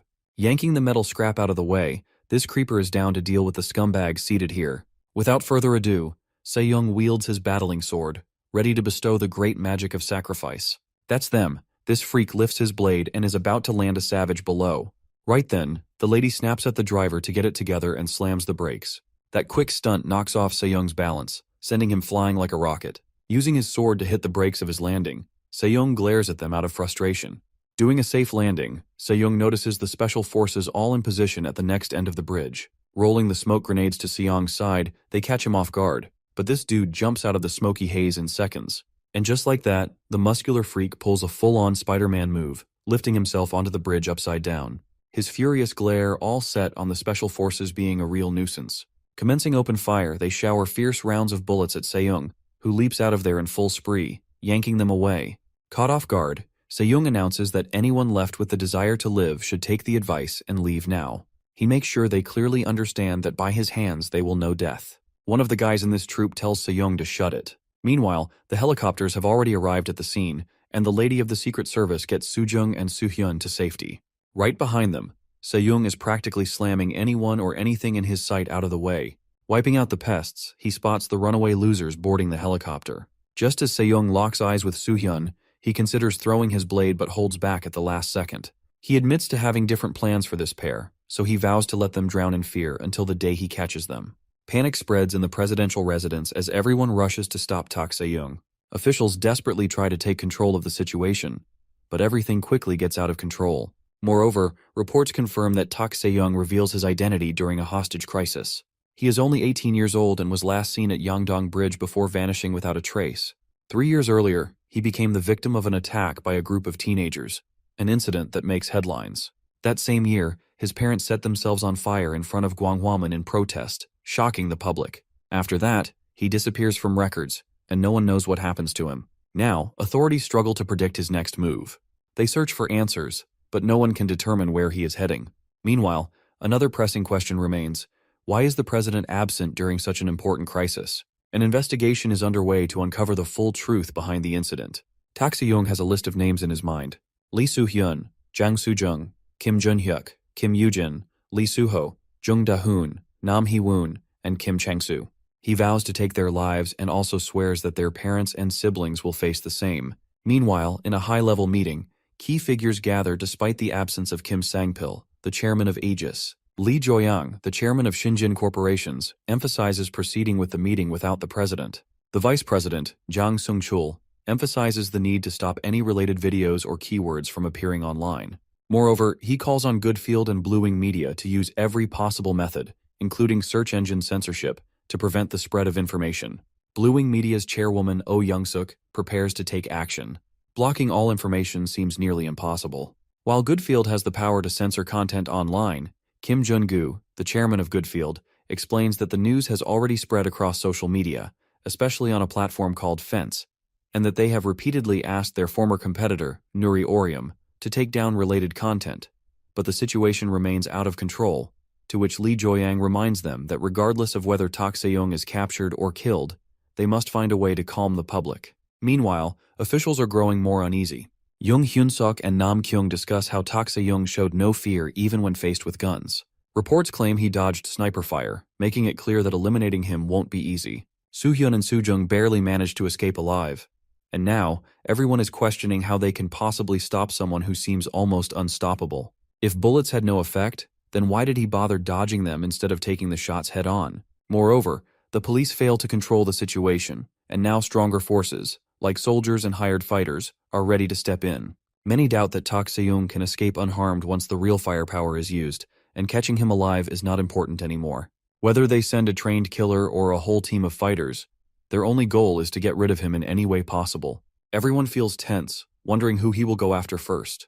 Tak Se-young walks through the memorial park, and his body trembles as he approaches the graves of his parents, Tak Chang-soon and Ko Yoon-jin. Moreover, he knows he should have come here first after gaining his freedom. He regards and kneels down, apologizing for being late. He begins to cry and whispers how much he misses them. As he wipes his tears away, he explains that they don't need to worry about him, and that he knows exactly what he is doing. Meanwhile, police forces arrive in full force. Moreover, armed officers prepare themselves, ready to act. Tak Se-young, however, remains calm. He silently promises his parents that they can sit back and watch, because nothing will stop him now. Moreover, he refuses to forgive anyone responsible, and not a single one will be spared. He wants them to feel the same despair and suffering that he endured. The people who ignored his parents' cries for justice will now face the same silence. Just as he lost his parents, he plans to make their families experience the same pain. That is his decision. The innocent boy his parents once loved no longer exists. He leaves that part of himself behind. Suddenly, the authorities arrive in full force. The army surrounds him, demanding his surrender. Loudspeakers blare orders for him to stop and give himself up. But Tak Se-young has no intention of listening. He wants this country to feel the fear and helplessness of having no one to turn to. In his eyes, those who do wrong must face the consequences, and he will be the one to deliver justice. Without hesitation, they prepare to open fire. The helicopter is flying in the sky when Tak pulls out his sword and strikes inside the helicopter. But before they can act, he speaks. Tak Se-young starts questioning why they dare to disturb his parents' final resting place. The soldiers hesitate for a moment, shocked by his words. Suddenly, a loud crash shakes the ground, catching everyone's attention. Confusion spreads among the forces as they struggle to understand what just happened. The helicopter crashes on the ground, and Tak Se-young quickly moves toward the helicopter, surprising everyone. The soldiers realize what he is trying to do and start shooting, but he is too fast.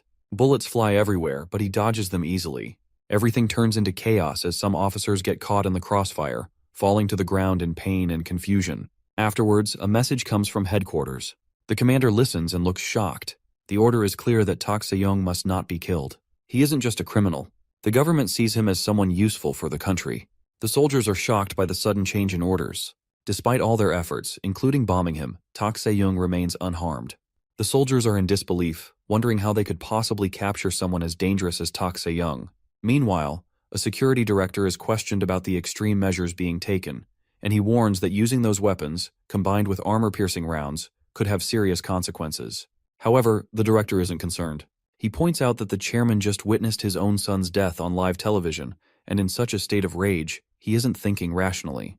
To him, the only thing that matters now is revenge. When someone expresses concern about the situation getting out of control, the director simply says exactly what he expects. Aegis mercenaries and security forces from the Middle East have ended their contracts and are now heading back to Korea. Moreover, the sudden movements shock everyone, leaving them questioning if this is really happening. At the same time, employees from Aegis's subsidiary companies, with a force 20 times larger, are gathering in Seoul from all across the country. The scale of the operation raises fears that the chairman is willing to start an all-out war in the middle of the capital just to avenge his son's death. Meanwhile, the forces struggle to keep track of Tak Se-young.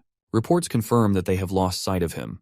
When asked about the Bravo Company, the response is terrifying because they have suffered heavy casualties and urgently need medical support. Reinforcements are waiting for further orders while leaders decide the next move. The commander demands that all Bravo troops who are not in critical condition be called in immediately. He wants to hear firsthand why their elite special forces suffered such heavy losses, and how an entire tank platoon was destroyed, all while fighting just one civilian. Kim Jong-hyuk wonders if Chang Soo, the man he had secretly ordered to handle the situation, might have revealed his involvement before dying. Or maybe Chang Soo was just unlucky, dying at the worst possible time. Either way, the timing is making him paranoid, making him feel like he might be the next target. Moreover, he curses Chang Soo for being useless even in death. Meanwhile, his phone starts vibrating with an incoming call from Kim Yoo-jin. Moreover, Kim Yoo-jin calls him because she demands to know why he took so long to answer, to which he replies that he only picks up because it's her. But he's on edge, fully aware of the situation around him. She brings up Kim Jun-hyuk's involvement, saying she knows he ordered Chang Soo to deal with Tak Se-young. Afterwards, he becomes shocked and realizes how she knows. Yoo-jin quickly reveals that Chang Soo never kept secrets from her. That idiot, he thinks, furious that his orders have been exposed.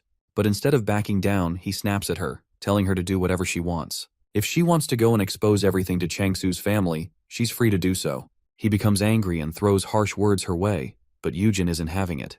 She calls him out on his attitude and tells Kim Jun-hyuk to be more careful with his words, to which he asks why she called in the first place. She then brings up Tak Se-young, hinting that she might know a way to put an end to his bullshit. Afterwards, Jun-hyuk demands to know what she means. How could they possibly stop him now?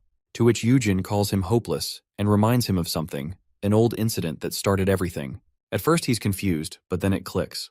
That day, when they had all ganged up on Se-young, he had refused to back down. Even as they hit him over and over, he kept screaming, taking every blow without breaking. Jun-hyuk remembers now the boy they had mocked as a knight in shining armor, always trying to stand up for others, no matter how badly he was beaten. Tak Se-young is spotted near the Jeomdan mountain hiking trail. The soldiers quickly move into position, ready to strike. Confident in their firepower, they believe this attack will finally put an end to him. Afterwards, gunfire bursts, and for a moment they assume they have succeeded. But then, screams echo through the area as something moves through their ranks. Soldiers collapse one by one, unable to react in time. Panic spreads among soldiers as no one can see him. They shout in confusion as they struggle to locate their target, and the situation becomes out of control because Tak Se-young is still out there, and he's not going down easily. At the same time, news stations report a horrifying crime that took place 2 days ago near Samsung Station. A hostage was brutally killed, and experts see it as a direct attack on the country's authority. Moreover, Police officials promise they will not ignore criminals who put the public in danger. As authorities block off major roads, the hunt for Tak Se-young continues. Specialists examine his past, believing that losing his parents at an early age affected his mental state. A youth counselor, Lee Jung-ok, suggests that his difficult childhood may have stopped him from thinking clearly. Another question is why he waited 3 years before taking action, wondering if his trauma made him imagine a reality that doesn't exist, to which psychiatrist Lee Bang-seok claims that Tak Se-young is a psychopath, suggesting that his past trauma has made him emotionally detached from others. Another expert argues that no matter the circumstances, murder is never acceptable. Instead of resorting to violence, he should have sought legal help or turned to those around him for support. Moreover, some believe that law enforcement alone isn't at fault and that the police need more authority to ensure public safety. Concerns grow that innocent citizens could be in danger. Others argue for looser gun laws and stricter measures against criminals to prevent similar incidents in the future. Meanwhile, social media is flooded with discussions about Tak Se-young. Online posts highlight his transformation from a bullied student to a ruthless avenger. Some wonder if his parents' tragic deaths were just the beginning, speculating that he might target his former tormentors next. Others debate whether his violent actions were planned over the past 3 years, or if society's neglect played a role in turning him into a killer. In the middle of the serious discussions, some users find amusement in the comment sections, treating the situation like entertainment. Afterwards, a shocking video of Chang-soo's decapitation has leaked online, spreading rapidly across social media with hashtags linking it to Tak Se-young and the murder case. Users react with disbelief, horror, and even dark humor. Some express shock at watching the video multiple times, while others joke about the remaining targets losing sleep. Speculation arises about who the other 7 might be, with links being shared to profiles for more information. Opinions are divided. Some doubt the video's authenticity, while others argue that multiple versions circulating online prove it's real. One viewer points out that Tak Se-young's strength is beyond human, comparing him to a real-life action hero. Some even joke about him having superpowers and suggest raising him like a game character. International users start sharing the video, causing a global stir. Meanwhile, the police are deep into their investigation. The Major Crimes Unit has recovered most of the items from Tak Se-young's apartment and started analyzing them. Authorities are now trying to determine whether he stayed in contact with any of his neighbors, searching for more clues about his actions and possible connections. A team is currently questioning people in the area, hoping to gather useful information. Investigators are also searching online for any clues related to Tak Se-young. As soon as the hostage situation began 2 days ago, authorities started digging into his online presence. Since he had been living in isolation, they expected to find something from his past social media activity. However, despite checking his accounts, there were no recent traces of activity. To make matters worse, all records from more than 3 years ago had been completely erased, leaving them with no digital trail to follow. Moreover, searching online seems pointless now. An officer mentions a report from the previous day about Tak Se-young. It came from Memorial Park, where his parents were laid to rest. However, there hasn't been any word from the army. Despite their efforts to capture him, there's no proof they actually succeeded. Another officer hesitates before sharing something troubling. The team sent to the scene has gone silent, and no one can reach them. This leaves everyone stunned. How could an entire unit just vanish without a trace? The police tried contacting Ground Operations Command for answers, but all they got was an unclear response. The officers will be returned once an investigation is complete. Moreover, the situation becomes even more confusing as questions arise about who is actually being investigated. Instead of focusing on Tak Se-young, the authorities seem to be targeting the officers who were present at the scene. This feels completely illogical, leaving many frustrated and suspicious. With the military refusing to disclose any details due to security regulations, doubts begin to grow. It feels like they're hiding something, and some begin to wonder if the situation is completely out of control.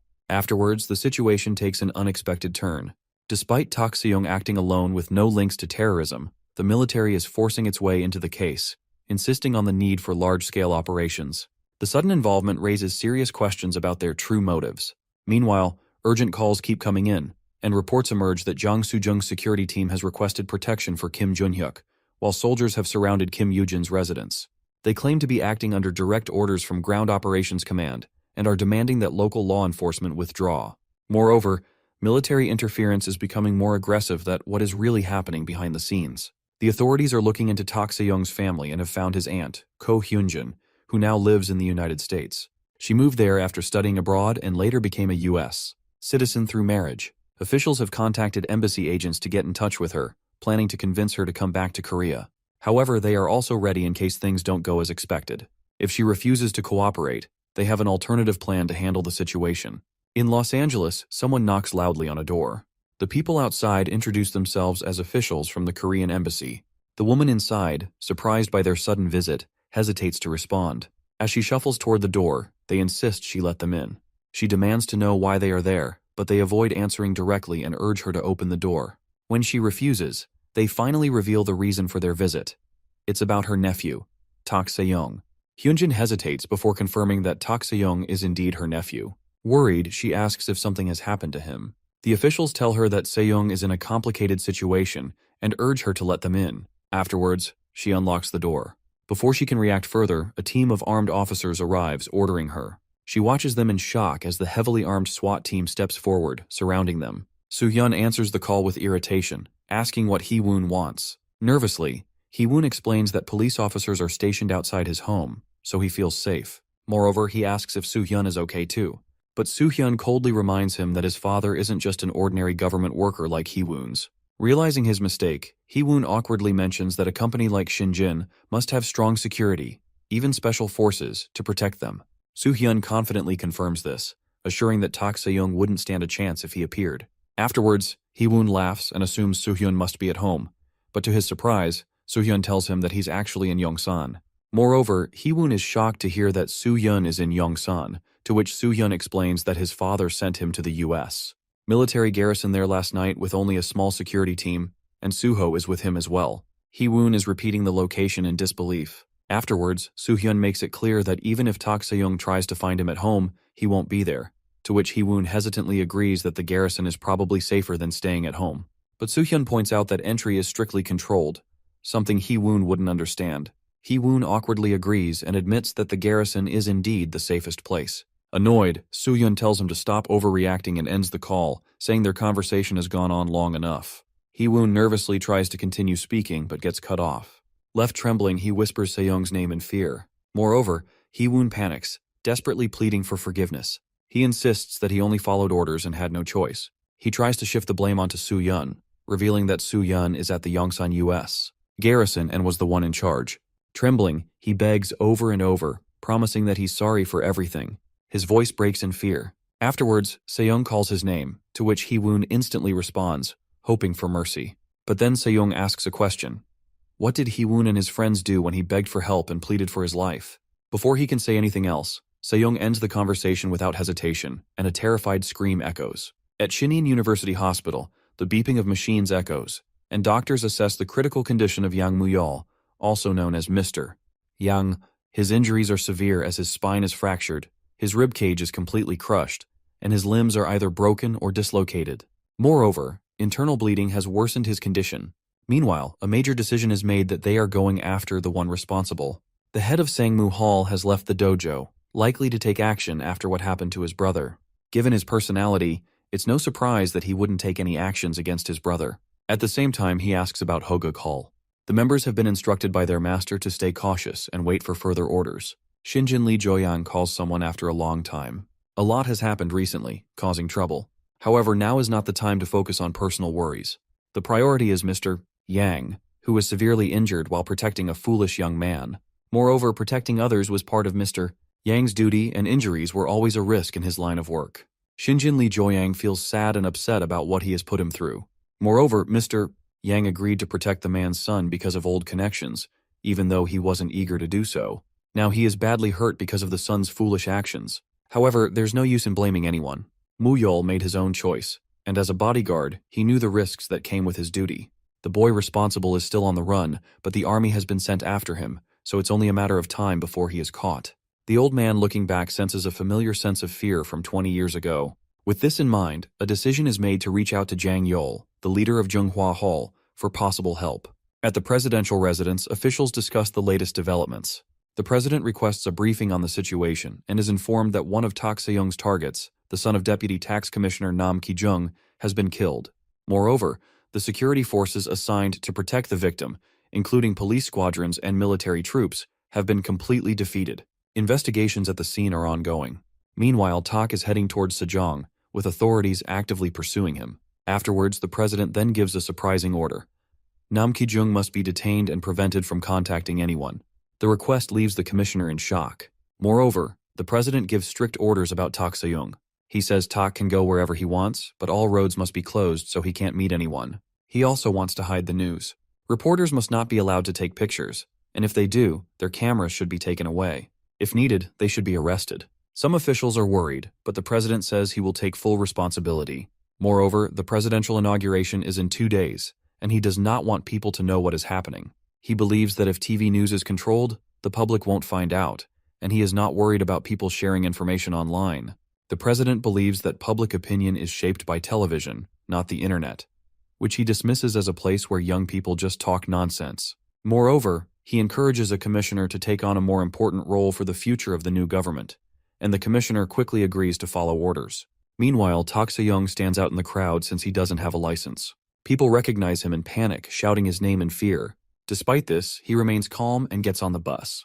News about the deputy's situation has spread, though efforts were made to keep it confidential.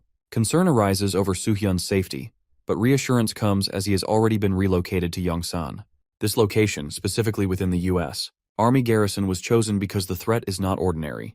A hotel inside the garrison provides a secure place for him. Lee Jo-yang's quick thinking impresses others, as it wasn't an obvious solution. Getting Soo-hyun inside such a highly secured area with full protection wouldn't have been easy, even for someone with strong connections like Shin-jin. However, there is a question about whether extra security was even necessary, to which Lee Jo-yang responds that the whole place is a military base, and all he did was assign him a few secretaries who would also act as bodyguards. Even with the police and military involved, the suspect was still let go. The plan is to mislead everyone, including their own side, so that the soldiers act as bait if the suspect returns.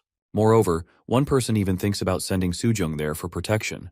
However, another option is suggested by Lee Jo-yang to take Soo-jung to a family residence, which is considered even more secure. While this idea is acknowledged, there is hesitation due to the upcoming inauguration. Since things are already tense, drawing more attention could make the situation even harder to manage. Afterwards, one person agrees to send Soo-jung quietly without informing the guards, ensuring that no efforts go to waste. Moreover, Lee Jo-yang assures him that the garrison will be informed and that she will be safe. Since it's a U.S. Army base, no one will know what happens inside. To ease concerns, a backup plan is revealed.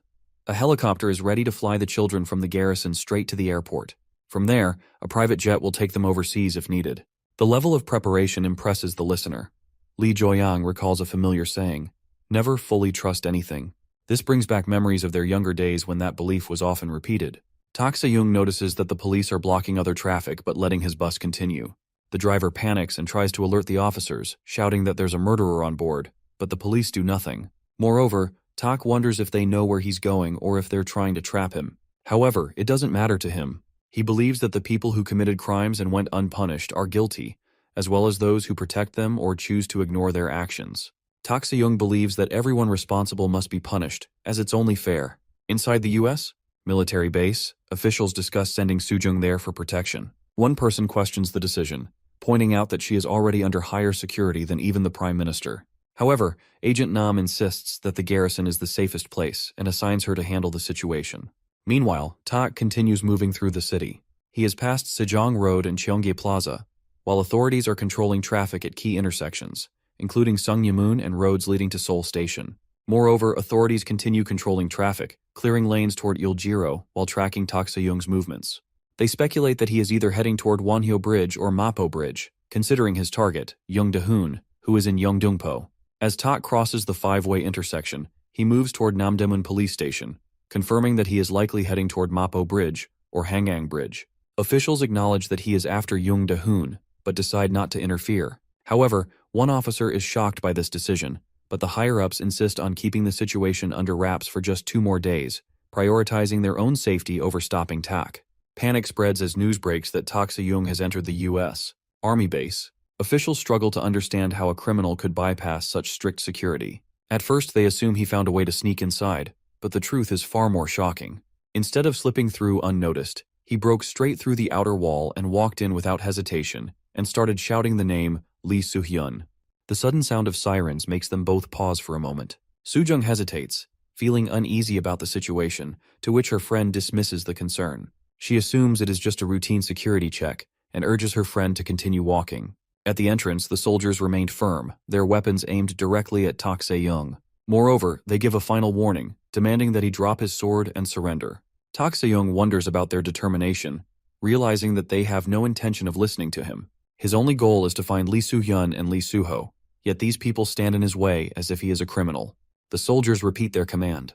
Tak Se-young understands that no amount of reasoning will change their minds. He wonders about the world he is facing, where people always treat him as a threat instead of trying to understand his reasons. Afterwards, Tak Se-young finally takes action. The soldiers react immediately as they prepare for a fight. Then, a loud crash breaks, and the ground vibrates under the force of impact. A soldier holding a gun shouts at others, telling them to do something instead of just standing still. Afterwards, the army vehicles come, and Tak fights back with his powerful sword, killing soldiers. The impact of his landing makes a loud bang, showing his great strength. Standing on the vehicle, he grips his sword tightly.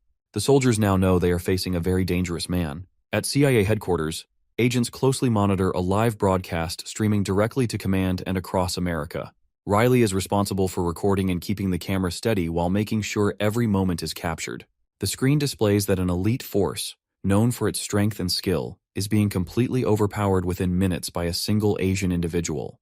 The competition between the highly trained soldiers and the lone fighter leaves everyone watching in disbelief. Some had seen recorded clips before, but witnessing it live makes it feel even more unreal. A senior analyst comes forward, trying to process how this is happening. These soldiers were meant to be the best, yet they fell so easily. Meanwhile, another official at the front examines the consequences that, if one person can take down an entire elite squad, the future of DRAPA's combat android project is uncertain. The program was meant to create powerful artificial soldiers, but its purpose seems meaningless now. The soldier enhancement program is still far from success, with current methods only improving human abilities by 30%. This level of advancement is nowhere near the extraordinary power they have just witnessed. Realizing the importance of this discovery, an official decides to travel to Korea immediately and tells others they can join if they wish. He also orders an immediate ceasefire, understanding that the target is too valuable to be harmed. Instead of eliminating him, their new goal is to capture and study him. Tak sees a huge number of enemies ahead. Before they can escape even further, he knows he has to break through. Afterwards, he pushes forward, and suddenly the soldiers stop shooting and start falling back. Confused, he wonders why they are letting him pass so easily. Something feels off. The commissioner is in shock. He can't believe what he's hearing. Tak Se-young has broken into the U.S. Army garrison. He suddenly smashed through the wall and went inside. The police had kept their distance because they were ordered to avoid conflict as much as possible. Since they weren't expecting him to break in, they had no time to react. A notice has been sent to the U.S. Army, and they are waiting for a reply. Nam Ho-jung answers a call. The voice on the other end urgently asks where they are, to which she responds that they are at a hotel inside the U.S. Army garrison as instructed, and they are currently with Lee Soo-hyun and Lee Soo-ho. The caller suddenly orders them to leave immediately, but before the message can be completed, the call is cut off. Something is wrong. Nam Ho-jung realizes and borrows a phone for a moment. Looking at the screen, she realizes something alarming. The phone has the same symbol. The network has been jammed. Moreover, the situation feels off. If the troops were just in the middle of tactical training, it would make sense. Afterwards, Tak doesn't feel right because they haven't fully withdrawn, yet they aren't attacking either. It's unclear what they're planning. None of it matters. Anyone who gets in the way will die. That's all there is to it. Before arriving, there was a phone call with Yujin. Soo-young claimed to have a way to stop the monster in its tracks. She even said he would come to them willingly and comply. Afterwards, Soo-hyun tells her that they are probably talking about that guy's aunt. Father has already sent someone to handle it. Moreover, his aunt is no secret since the information was already shared with father. But when Yujin heard about it, she just laughed. Jun-hyuk might know something since Yujin always tells him everything she does. He was frustrating as always, refusing to share any details. There is no way they reached her before father did.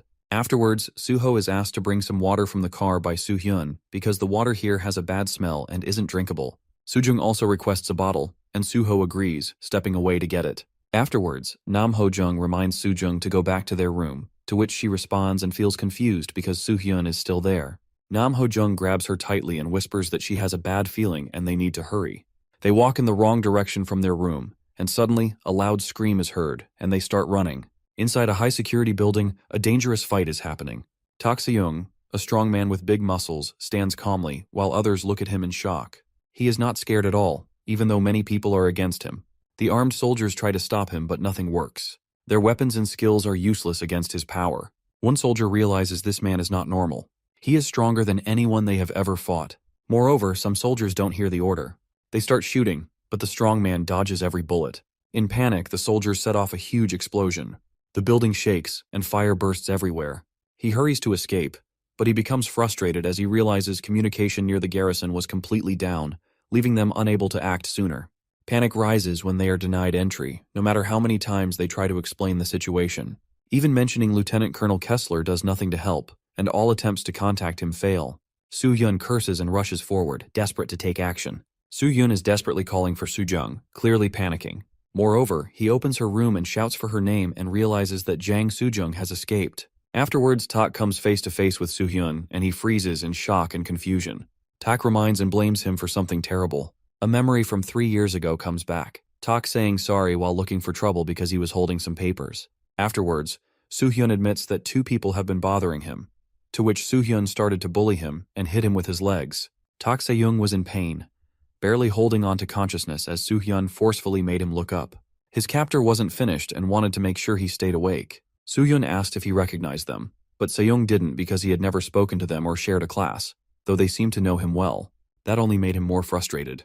They were angry because Se-young had once gotten in their way, something that had clearly bothered them for a long time. As the past resurfaced, Se-young realized he was trapped in a situation that was only getting worse. Moreover, Tak Se-young was confused and in shock, unable to understand why he was being treated this way. Soo-hyun claimed that he had blocked their path in the school halls, but he had no memory of doing so. It seemed ridiculous to him that such a small action could lead to this kind of punishment.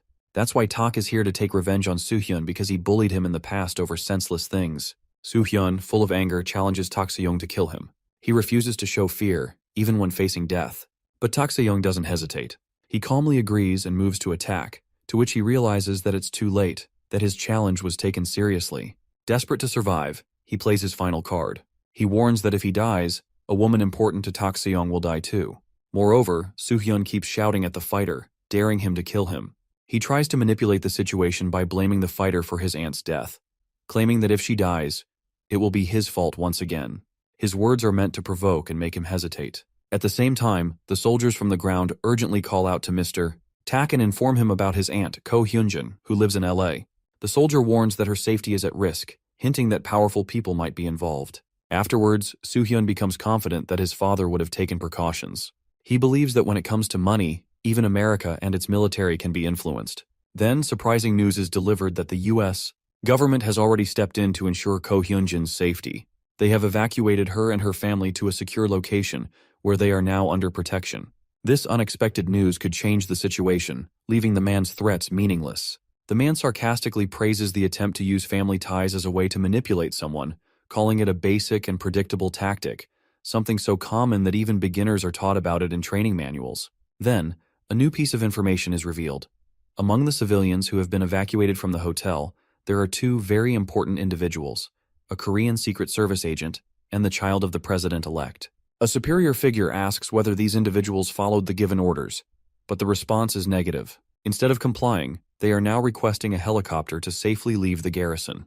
Afterwards, one person suggests delaying them, but another warns against acting too quickly. Dealing with the president-elect's child could be difficult, especially with a trained agent by her side. Any wrong move could make them suspicious, which might cause trouble. The order is given to fulfill their request to arrange a helicopter and take them wherever they want to go. However, they must remain under watch and the exact message should be relayed to them. The person in charge acknowledges the command, confirming that everything will be handled as instructed. Meanwhile, the superior figure assures that they will arrive in Korea before morning. Someone calls out to Mr. Tak, informing him that America wants him. Tak Se-young addresses Soo-hyun, questioning his actions. It seems things could have ended quickly for him. But now, the situation has taken a darker turn. Afterwards, Mr. Tak states that he expected this resistance from Soo-hyun. He was never the type to be afraid or regretful. Because of that, his death won't be quick. It will be slow and a punishment designed to make him suffer as much as possible. A high-ranking officer orders the soldiers to move aside, but the men in front of him remain still. Moreover, he reminds them of his authority, warning them of consequences, but they remain firm, explaining that they are only obeying higher commands. Afterwards, he becomes angry and slaps one of them. A calm soldier steps forward, urging everyone to stand down. He speaks carefully, pointing out that the captain should understand why they are blocking his path. Instead of arguing with them, he should be addressing the higher-ups. Realizing he needs to act quickly, the captain demands a phone to contact his superiors. However, he is informed that all communications are down in the area.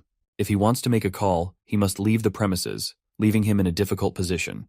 Nam Ki-jung has been taken into custody and is being moved to a nearby hotel. The orders are to treat him well and avoid upsetting him, as someone will be visiting him soon. His bodyguards will accompany him, and once he reaches the designated location, he is to make contact. Meanwhile, someone enters with a sudden phone call from Nam Ho-jung of the Secret Service, his father urgently asking about Soo-jung. The call is quickly transferred, and he anxiously asks about his daughter's safety, to which Soo-jung reassures him that she is unharmed, explaining that they managed to escape just in time after receiving a warning about the attack. Wanting to ensure her protection, Nam Ho-jung asks to speak with Soo-jung's bodyguard. The bodyguard confirms that they are currently in a helicopter and will soon land at the nearest helipad before heading to a safe house. Afterwards, Nam Ho-jung then asks about Soo-hyun's whereabouts. However, he is informed that when they left the hotel, Lee Soo-hyun and Lee Soo-ho were still inside, suggesting that they might be in danger. Tak Se-young remains focused on Lee Soo-hyun and Lee Soo-ho, which unintentionally helps Soo-jung to escape. Nam Ho-jung apologizes for using them as bait, but he is reassured that she did well and should not feel guilty. The situation must stay secret to avoid political trouble. If news spreads, critics might use it against the new administration. She is advised to use this reasoning if she feels guilty. Afterwards, she thanks him for the understanding response. Meanwhile, Lee Joying is trying to get answers. His assistant confirms that Jang Soo-jung entered the garrison, having seen her himself. However, he gets frustrated because Jang Sung-chul is not answering calls. Moreover, he wonders why Sung-chul is avoiding him and questions if he is too focused on gaining power to care about his daughter's safety. At the Yongsan U.S. Army garrison, frustration grows as authorities feel powerless over the situation. A captain, already stressed, wishes for a quiet day but is met with urgent news. Moreover, officers sent to Noryangjin have discovered 2 headless bodies, and it seems Tak Se-young has escaped. The victims, a man and a woman, were found in the basement of a shopping mall under renovation. Their deaths were reported to the police, who immediately sent officers to investigate. Some reporters heard about the case, but so far, the media has remained silent. This lack of news is not surprising, as even previous violent acts like Tak Se-young killing Nam Hee-woon and storming a U.S. military base failed to make headlines. In a country where information is often controlled, such events are quickly buried. Authorities discover that the 2 victims were officers from Dongjak Police Station, identified as Kim Youngjin and Chae Myungji. They were found in uniform with their police IDs, making identification immediate. However, there is a confusion because when the station confirms that neither officer was assigned to patrol the area, and no official records show them being dispatched. Moreover, the officers did not use a police vehicle, meaning they had abandoned their assigned duties. When asked who reported the bodies, the police revealed that the tip came from an anonymous call. The estimated time of death falls between 11 p.m. and early morning, around 2 or 3 a.m. Afterwards, the officials criticized the American military for failing to inform them that Tak Se-young had escaped. Despite their claims of being a global superpower, they failed to capture a man who had openly entered their base. Another urgent report comes in that a man has turned himself in, claiming to have information about the murders. Authorities are left wondering what new disclosures are about to be exposed. Fear spreads among the soldiers as they witness something shocking. One of the bodies, thought to be dead, suddenly moves. The soldiers panic, and one of them stumbles back, convinced the person is still alive, while others stare in disbelief. Moreover, someone wonders if it could be post-mortem convulsions. But no one is certain. Someone suggests calling for medical help, but others doubt it would make any difference. In the end, they decide to leave the body as it is, disturbed by what they just witnessed. The officers decide to leave the convulsing body where it is, assuming the movements will eventually stop. Meanwhile, news arrives that someone from America is on the way to meet Tak Se-young. This person is credited with preventing his aunt's kidnapping and is expected to arrive the next day. Afterwards, Tak is offered a comfortable stay at the base, with food, clothing, and the option to walk around if he gets bored. After the officers excuse themselves, Paul, the American visitor, finally arrives.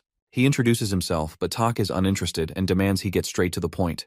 Paul notices Tak's sharp and impatient attitude, finding it hard to believe he is only 18. However, he reminds himself that despite appearances, the fact remains, Tak is still just an 18-year-old. Paul then prepares to explain the purpose of his visit in simple terms. Paul explains that the situation is a matter of mutual benefit. The U.S. military did not interfere with Tak's actions despite being in a high-security facility. In fact, they even assisted him, despite some initial conflict where they ended up at a disadvantage. Moreover, he reminds Tak that it was the U.S. government, along with himself, that prevented the Korean government from kidnapping Mrs. Ko. She and her family are currently safe under American protection, which was an obvious decision since they are U.S. citizens. Afterwards, Tak is surprised to hear that it was the Korean government that attempted to take his aunt. Paul clarifies that the kidnappers were likely agents from one of the departments of Korea's National Intelligence Service.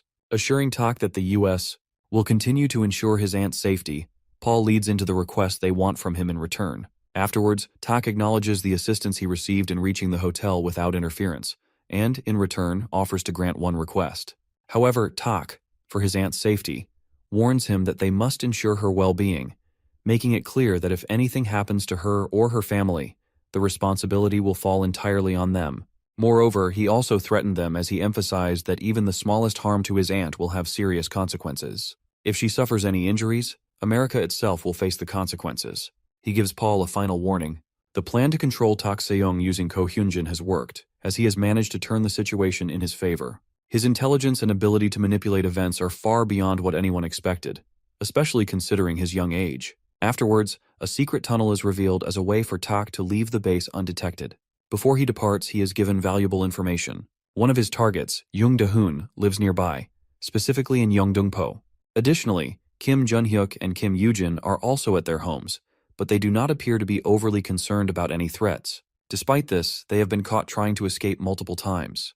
As a final note, a new name is mentioned, Baekseon, leaving an open question about their significance to Tak. Afterwards, the surveillance team found something important about the name Baekseon. Kim Jun-hyuk and Kim Yoo-jin often talked about this name. Baekseon was also attacked by the same group of teenagers. A shocking truth is revealed that there was not just one victim in the attack. Initially, reports mentioned both a male and female student with severe injuries, and 2 ambulances were dispatched. However, the records were later changed to show only 1 ambulance, making it seem like Tak Seong was the only victim. Those involved admit that they were paid to stay silent, which meant Tak Seong's parents never learnt the full truth. Even though many students and teachers witnessed the incident, the perpetrators managed to cover it up completely.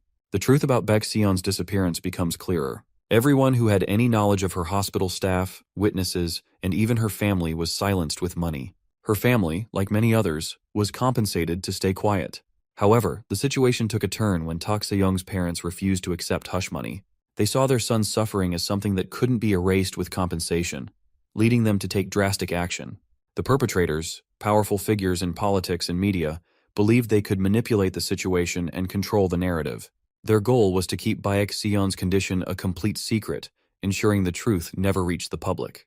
The witness finally speaks out, realizing the truth should never have been hidden. The situation was too big to cover up, yet fear kept everyone silent. Now, with 2 police officers murdered who were his co-workers, and the witness is terrified for his own life, he decides to confess. Meanwhile, someone arrives in the room and tells the news to his captain that Tak Se-young has been spotted escaping the garrison, heading straight for Gangnam. The officers are shocked to know that Tak Se-young was inside the garrison the entire time. If that's true, then someone else must have been responsible for last night's murders. Afterwards, the captain quickly instructs the detectives to check on Kim Jun-hyuk and Kim Yoo-jin. They become confused if Tak was inside the base. How could he have been involved in the attack? And if it wasn't him, then who is responsible? People online are watching real-time footage of Tak Se-young running toward Gangnam. Some are reacting with shock, while others treat it like entertainment.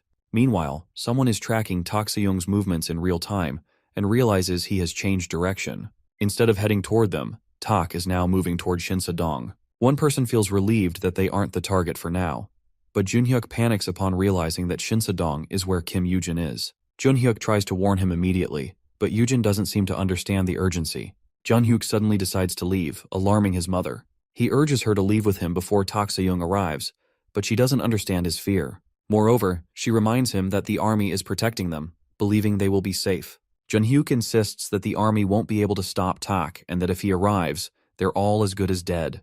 His mother is shocked, but Jun-hyuk claims that he knows a way to stop Tak completely. The detectives are confused about Tak's movements.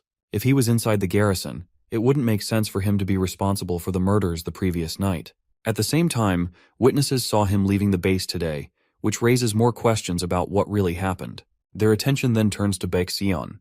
He assumes she didn't survive because her injuries were too severe. When he first saw her, he believed she was already dead. However, Captain Detective isn't convinced and demands an investigation from Detective Kuto to confirm whether she is truly dead or still alive.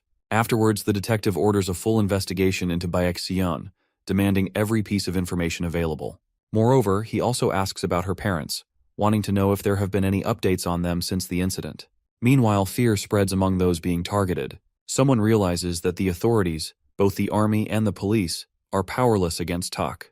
Jun-hyuk panics as he becomes convinced that he will be the next victim. A frightened person reveals that Baek Seon is currently at Yongjin University Psychiatric Hospital.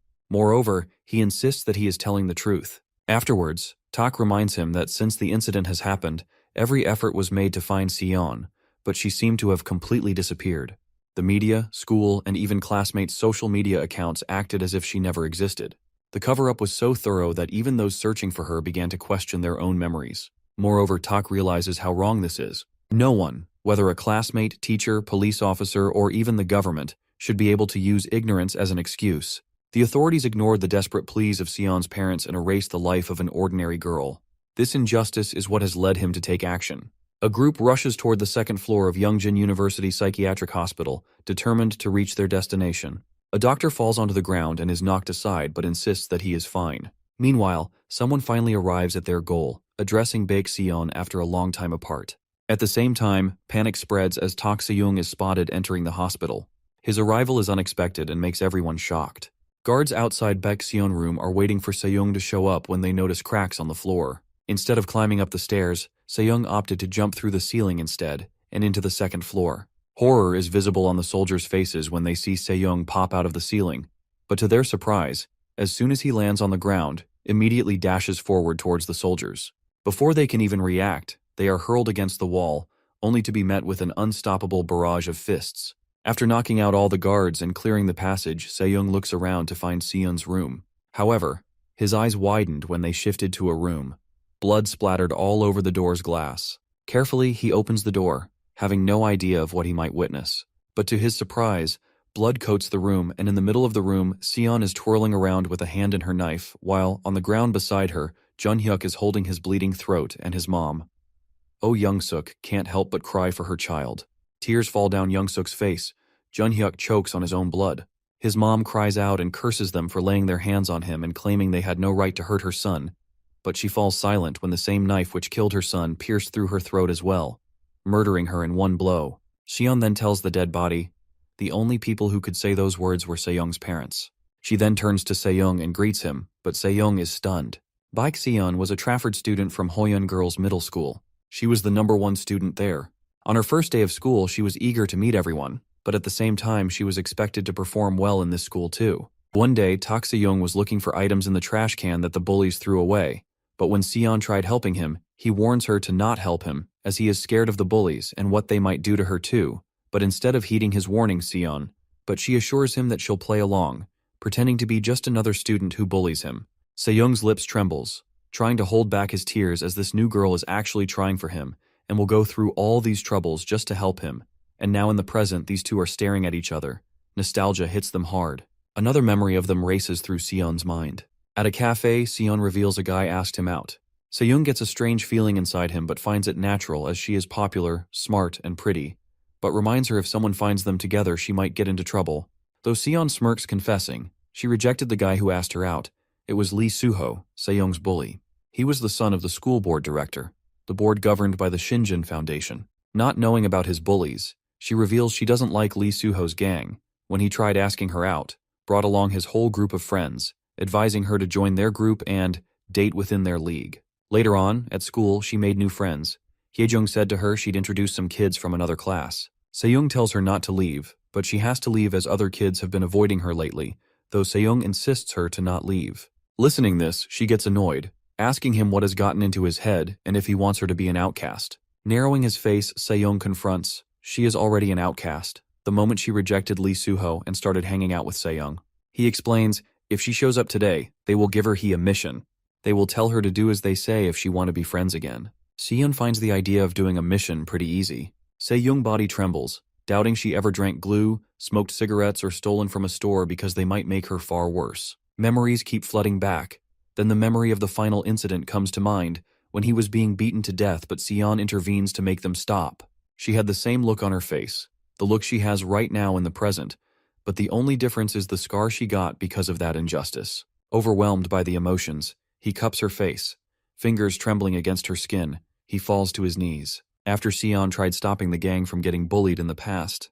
The bullies took them to an abandoned building in the school. Se-young's body trembles in fear. While Chang-soo mocks him for interfering, his laughter's cruel as he calls Sion nothing more than a toy. Meanwhile, Se-young had turned his gaze toward her, but she lay unconscious on the cold floor, her small frame unmoving. Chang-soo addressed him as real knight armor, demanding to know where all the confidence is coming from. Yoo-jin, always up for violence, encourages Chang-soo to beat the shit out of him. Then Soo-jung stepped forward, acknowledging Se-young as the one who has been holding the girl from them. Was he in love with her? The thought sent laughter rippling through the group. Da-hoon laughs maniacally at the thought of two losers dating each other. On the other hand, Soo-hyun asks if he is pissed because Soo-jung and Yoo-jin wanted to set up a kissing booth for his girlfriend. Yoo-jin had laughed, saying they weren't even going to make her do it for free. $5 an hour, that was the price they had set for her dignity. But this guy threw a wrench in their plans. Se-young cries, pleads and promises to do anything as long as they keep Sion out of this. His words make them all smirk. His desperation only amused them, and they decide to strip him as well his girlfriend Sion. That being said, Se-young begs them to leave Sion, but their gaze shifts to Sion, who suddenly stood up, looking out of the window. She then looks back at them smiling, and then falls out of that window. A loud crash echoes throughout the abandoned building as she hits the ground. Panic waves off the bullies' faces while Se-young is traumatized. Back in the present, Se-young couldn't help but cry as Sion's name fell from his lips, over and over. Meanwhile, Sion caresses his face and brings her face closer to his. She smiles as she remarks how much he has changed beyond recognition. Furthermore, she acknowledges, Se-young Mist has a lot of questions for her, but they need to get out of the hospital forced. The two exits the room, but a group of guards have assembled, threatening them with their guns to not move another inch, but the enemies weren't just in the front as the doctors and nurses suddenly stabbed the guards. With this shocking turn of events, Se-young is surprised, while the doctor orders his men to retreat. As the doctor approaches the two of them, Se-young takes his position for a fight but stops when he addresses Sion with respect, calling her counselor, and reports that their retreat is prepared. Sion merely nods, praises him for doing work so efficiently. Although he advises them to hurry, Se-young's confusion deepens. What is happening? Military helicopters rush to the hospital, though Sion and Se-young ride a SWAT police van. Sion notices Se-young being quiet, aware of the fact that he must have many confusions. Whereas she points out Se-young has changed drastically and demands to know what happened to the cute little boy she once knew. Se-young doesn't respond, narrows his head so Sion sits in front of him, asking if he is not going to talk to her because she knows he must be curious about many things. His voice trembles, the question slips out. Was she hurt? He thought she was dead. Her body trembles, and the tears she tries to hold back are now falling out of her eyes. She throws her arms around him, holding on as if afraid to let go. She apologizes as she regrets not telling him she was alive all this time and causing him so much pain. He tightens his hold around her. A broken thank you escapes his lips. He is grateful for her being alive. In the police headquarters, the team leader is still grilling the witness about everything he knows. He slams his hand on the table with a loud crack.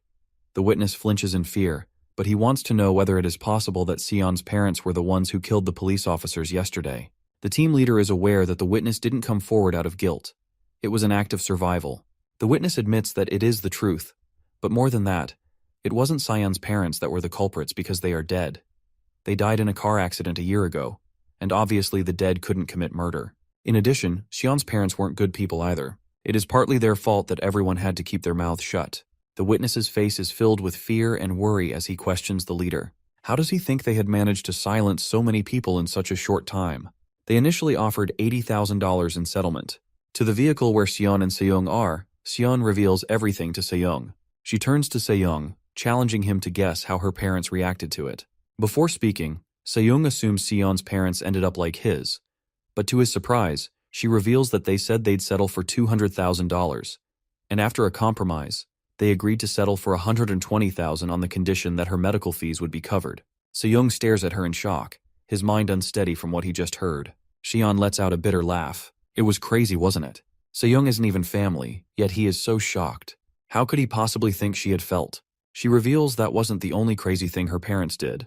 The worst part is, with the money from the settlement, they went to the police, the paramedics, and even the school teachers. They took the initiative to seek out every single person involved with her and the incident, and convinced them to keep quiet about everything. Se-young's anger rises, and he slams his fist in frustration. The impact is so intense that the van swivels on the road, but Sion knows there is no point in getting angry now. She then points out how she was bedridden for over a year. While Se-young was in a coma, His parents fought their lonely battle against the perpetrators. He found out about their tragic deaths much later, but she was wide awake and forced to watch and listen to everything her parents were doing. She wanted to die when she found out that her hospital room and everything that occurred inside it were being funded by them. To change the subject, Se-young questions about her parents' whereabouts, but is stunned to know they passed away in a car accident. Pressing forward, Sion and Se-young disembark from the van and head towards the river. Meanwhile, the other doctors ride away on a speedboat while Sion invites Se-young into an empty seat. Before he gets on, he asks about her brother, so she informs him that her brother has joined the army, not long after their parents died. He doesn't believe she is okay with leaving her brother, but she reveals that is what he thinks, as the military police suddenly showed up to their house and took him away. He was still a student. The rest can easily piece it together. She then reminds him of the people who were with her earlier, but Se-young suggests she stop as he doesn't want to know more. This surprises her, as those are the ones who helped her get back on her feet and the ones who have been helping her take revenge on those people. Se-young interrupts, assuring her of taking the revenge for both of them, but she doesn't want him to insist on bearing the burden alone. Se-young guarantees her it is not a burden. Sure, he will be the one swinging the sword, but he will be taking revenge for both her and his parents. He even gives her an option to take revenge together. That being said, Sion smiles, thanking him for his sacrifice. This makes him smile, but his expression darkens when she rejects Se-young's offer. She tells him to go ahead and kill them. After all, they deserve to pay for what they have done to them. But as for the people who turned a blind eye and everyone else who contributed to the crime, she is going to kill them all, and that is her idea of revenge. Hearing this, Se-young's eyes widen in shock as she isn't the same girl anymore, while she smiles with a crazed glint in her eyes. Sion admits that last night she killed the 2 officers who were dispatched on the day of the incident. She decapitated them, just like Se-young, so they probably are thinking he is the culprit. She apologizes to him for that. In actuality, she wasn't really sorry. It was her aim to do this in the first place. At first, she wanted to make it look like an accident, but then she saw what Se-young had done. Proper revenge means letting the whole world know why you have done what you've done, and someone has killed their victims. Se-young gets flashbacks of all the people he murdered. He couldn't say anything, so he clenches his fists, being speechless. At the police headquarters, the witness narrates how Sion's parents approached him. It was a few days before they died in the accident. To be precise, it was the day after the video of Se-young's parents had gone viral. They said that the whole country was abuzz with the news, and that it was their chance to demand more money from the perpetrators, with the incident gaining more spotlight. They wanted the witness to lend a hand. The team leader is in utter disbelief. How could parents sell out their own child? Were they even her real parents? But the witness declined the offer. The parents of the perpetrators are powerful people, so he was scared and uneasy about getting further involved, plus what Sion's parents were doing was just plain cruel. The leader is well aware. The witness didn't find it cruel or anything. He was just scared. However, the witness continues speaking, confronting Sion's parents who died in a car accident, but he knows it wasn't an accident. The team leader stutters in disbelief, but before he could go deep, the witness pulls out his phone from his pocket, quietly slides his phone to show him a text. A text he received from an unknown number, the day before the accident happened, threatening to wait as they are next.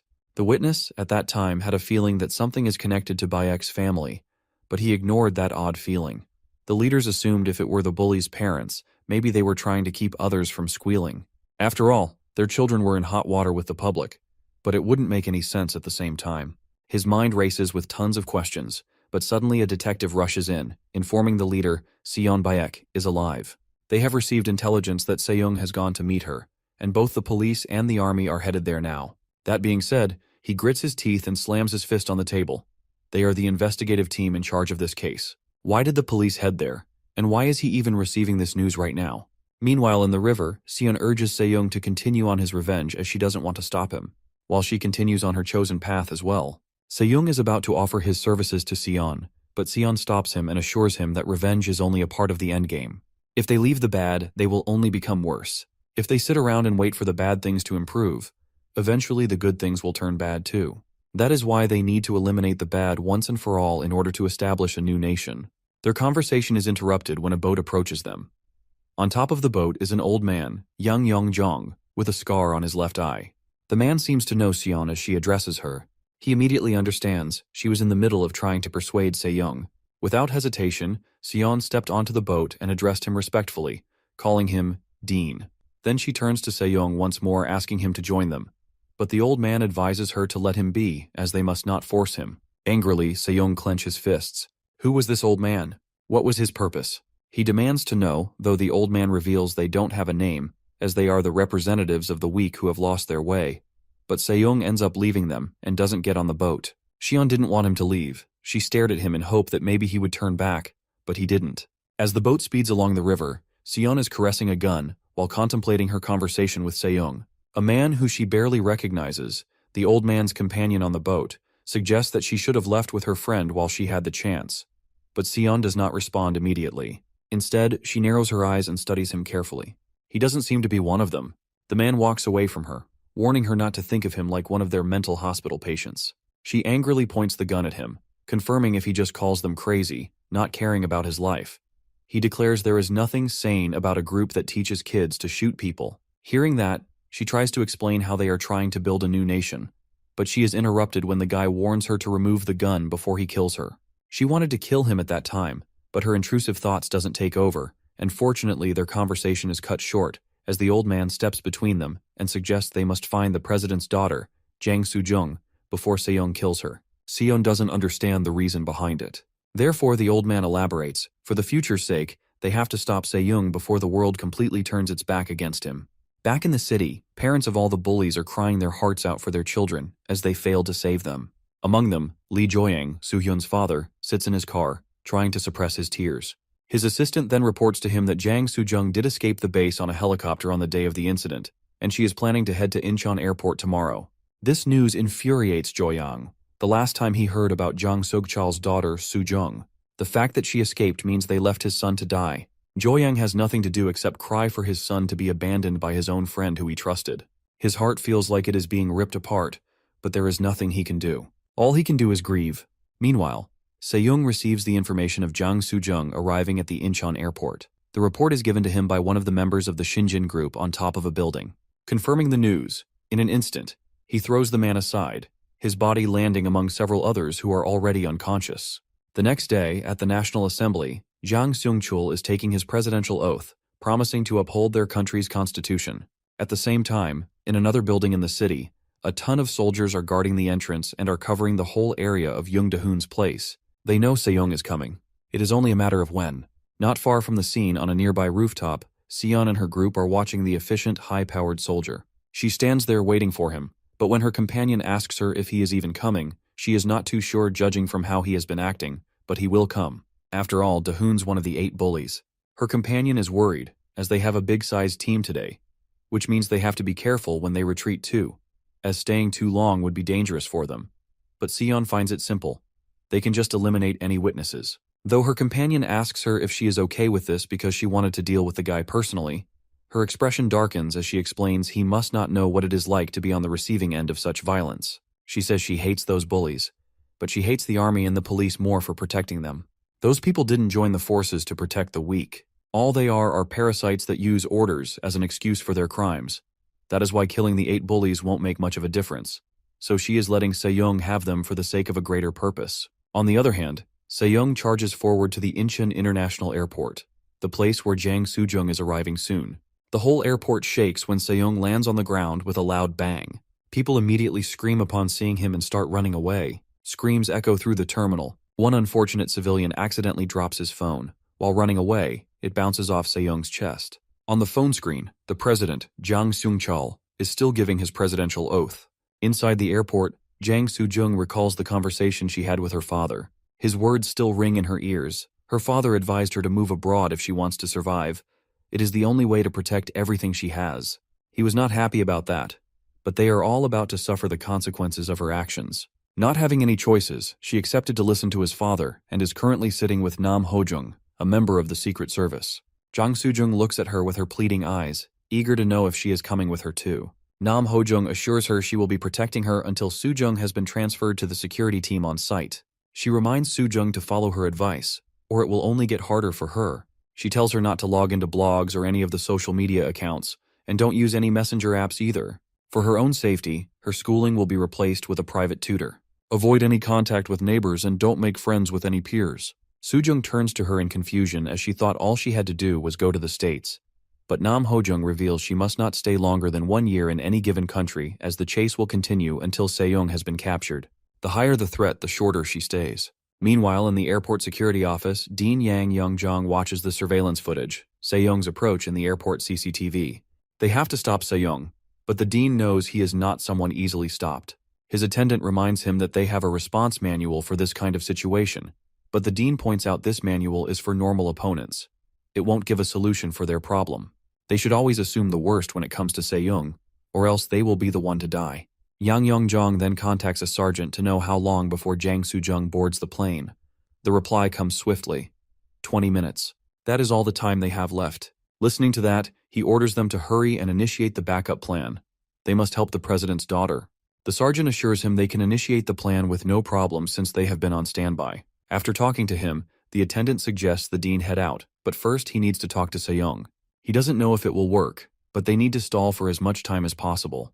The attendant is not in agreement with Yang Yongjong meeting him, but Jung-sun is not meeting him to provoke him or anything, just wanting to have a brief chat. On the other hand, Lee So-chul from the airport cybersecurity department approaches agent Ho Jung-nam, suggesting they come with him as Tak Se-young has broken into the airport. Se-young is heading inside the airport but is stopped when he spots Jung-sun in front of him. Yang Yongjong does not hesitate. He makes a request. He asks if he couldn't let Jang Soo-jung go just this once, for the future of the country that Seon envisions. In order to create the new nation, they need Jang Soo-jung alive so that they can use her in their talks with the government. She is the president's only weak spot. Se-young asks him if the dean thinks he could stop him by himself. Without answering him, Yang Yongjong informs him that if Jang Soo-jung dies now, Seon will be very disappointed. She is awaiting Se-wong at Jung Da-hoon's home. Se-young makes it clear that Yang Yongjong's negotiation with the government has nothing to do with him, and warns him this is the last time he used Seon as a pretext for spouting lies. If it happens again, he can bring up Seon all he wants, but Se-young will still kill him. Fear flickers across the dean's face, but Se-young is already moving forward to do what he has to do. No one can stop him. No one can use someone else's name as bait to melt his heart. Inside the airport security leads Agent Nam and Soo-jung through a different path in the airport. When Agent Nam worries about the route, they assure Nam Se-young has no idea about this route, as the route they are about to take is an unofficial one. Meanwhile, another contingent of soldiers is standing at a ready position in the airport. Their commander warns them to shoot Se-young on sight and keep up their guard. Suddenly, before they can react, their eyes widen in shock. Se-young is already behind the commander, his presence unnoticed until his voice slices through the air. The commander spins around, his hand trembling as he raises his gun. But it is too late. In a single motion, Se-young's sword flashes, cutting through the air before the commander can even pull the trigger. At the same moment, Yang Yongjong is also getting reports from his subordinates. Se-young is currently heading towards the runway looking for Jang Soo-jung. Yang Yongjong knows Se-young's senses are much more advanced than those of normal humans, so he advises his subordinate all personnel should avoid contact with Sergeant Major and Kang Hyun's squad. The subordinate assures him Jang Soo-jung will escape in one piece. As for Se-young, he stopped walking calmly in the airport, but instead opted to jump off the window onto the runway. From there, he spots Soo-jung running into an airplane on the other side of the field. Se-young screams at them furiously, catching their attention.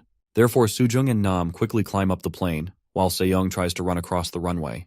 Deep down, he is aware he won't be able to reach her even if he jumps. The airplane is about to take off. Not having any other option, he pulls out his sword and prepares to throw it in. Sword arcs around the runway and follows the plane as if it is attracted to it. The sword then sliced the upper part of the plane. Inside, Agent Nam covers Soo-jung with her body like a shield so she won't get hurt, while the sword cuts through the cabin. The plane wobbles and obviously slowly crashes down to the ground, not causing any severe harm to Soo-jung. Security cars appear immediately, surrounding Se-young. They take this as an opportunity, as Se-young doesn't have his weapon with him right now. The soldiers point their guns at him and barrage him with the bullets and even grenade launchers. Quietly, Nam and Soo-jung get out of the plane. As explosions occur behind them, it catches their attention and forces them to look back.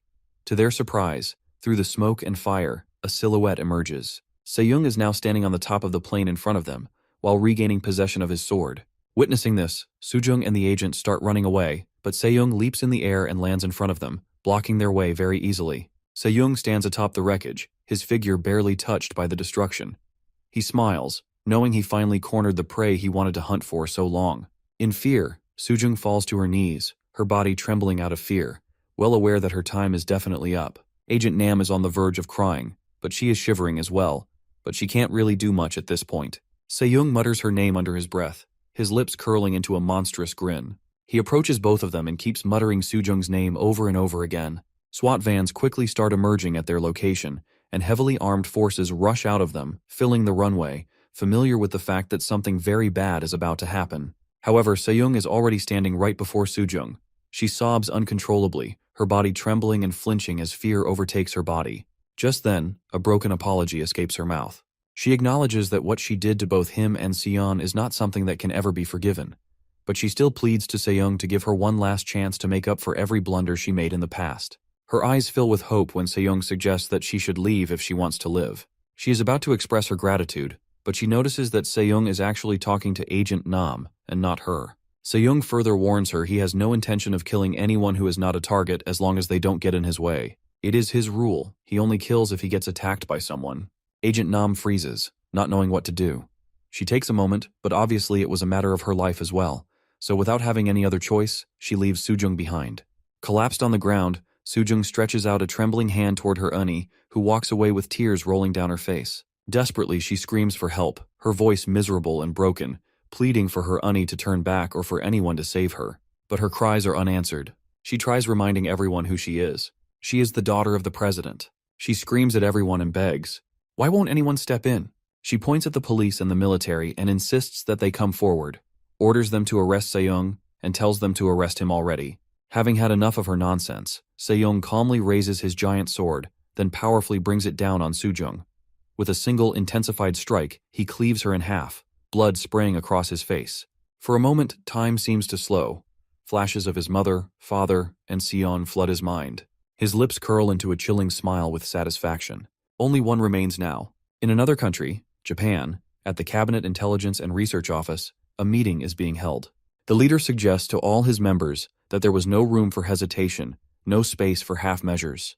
To limit themselves to a single strategy was to invite failure, and failure was not an option. They must find a way to pressure and win over Tak Se-young, employing every means necessary to secure it.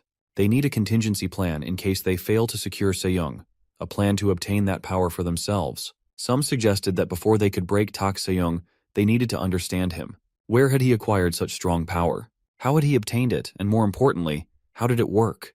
Without this knowledge, any strategy would be incomplete, any attack potentially meaningless.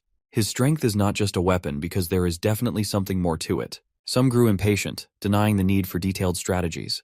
Plans, details, and careful approaches were meaningless now. What mattered was securing Tak Se-young by any means necessary. The world is on the verge of transformation, and the one who takes this as an opportunity will shape its future. Both guns and the army can't get past that superhuman. If they were to produce 1,000 or even 10,000 of them, something very unreal would definitely get into this world, beyond anyone's imagination. In another environment, Paul is being informed by his assistant that China's Zhao Xinchao will personally be leading the forces. Receiving this information, Paul wonders, it's only a matter of time before Se-young starts attracting interest from all over the globe. Nobody would have ever guessed that Zhao Xinchao would be leading the forces, of all people. His attention is pulled towards his assistant when he informs Paul that they have knowledge of over 3,000 Chinese spies currently operating undercover in Korea, and that figure doesn't even include companies and organizations. Paul's mind wanders. Those people use their strength number even when it comes to spying. Though the assistant assures him they are starting to see movements in Japan as well. But Paul tells him to let them fight amongst themselves. This shocks the assistant. He hesitantly questions his boss if he is not going to take any measures against them, because if Japan or China get their hands on Se-young, it would be a literal war. He insists, "Paul, they will be willing to forgo diplomatic relations and resort to force if it means securing Se-young. So this is not something they all should simply be writing off." However, Paul is smirking because he somewhere has an idea that it won't happen. Once someone gets on Se-young's bad side, they are out. The assistant interrupts urgently. Tak Se-young could be won over, not just by force, but by money or power maybe. And if another country wins him over, it wouldn't just be a loss, it would be a catastrophe. Paul agrees that the other countries might make him a few offers, but he doesn't think that Se-young would accept. But if China offered him land and governing power, in that case, Se-young's aunt and her family, who were designated as protected persons, could transfer them to Fort Bragg. They will even employ the help of folks there. The assistant's eyes widen when he realizes Paul will have the 82nd Airborne Division protect a civilian family. Paul laughs manically. His expression turns into something dark, finding it a great idea. He wants to get on Se-young's good side, and he will do it using his aunt.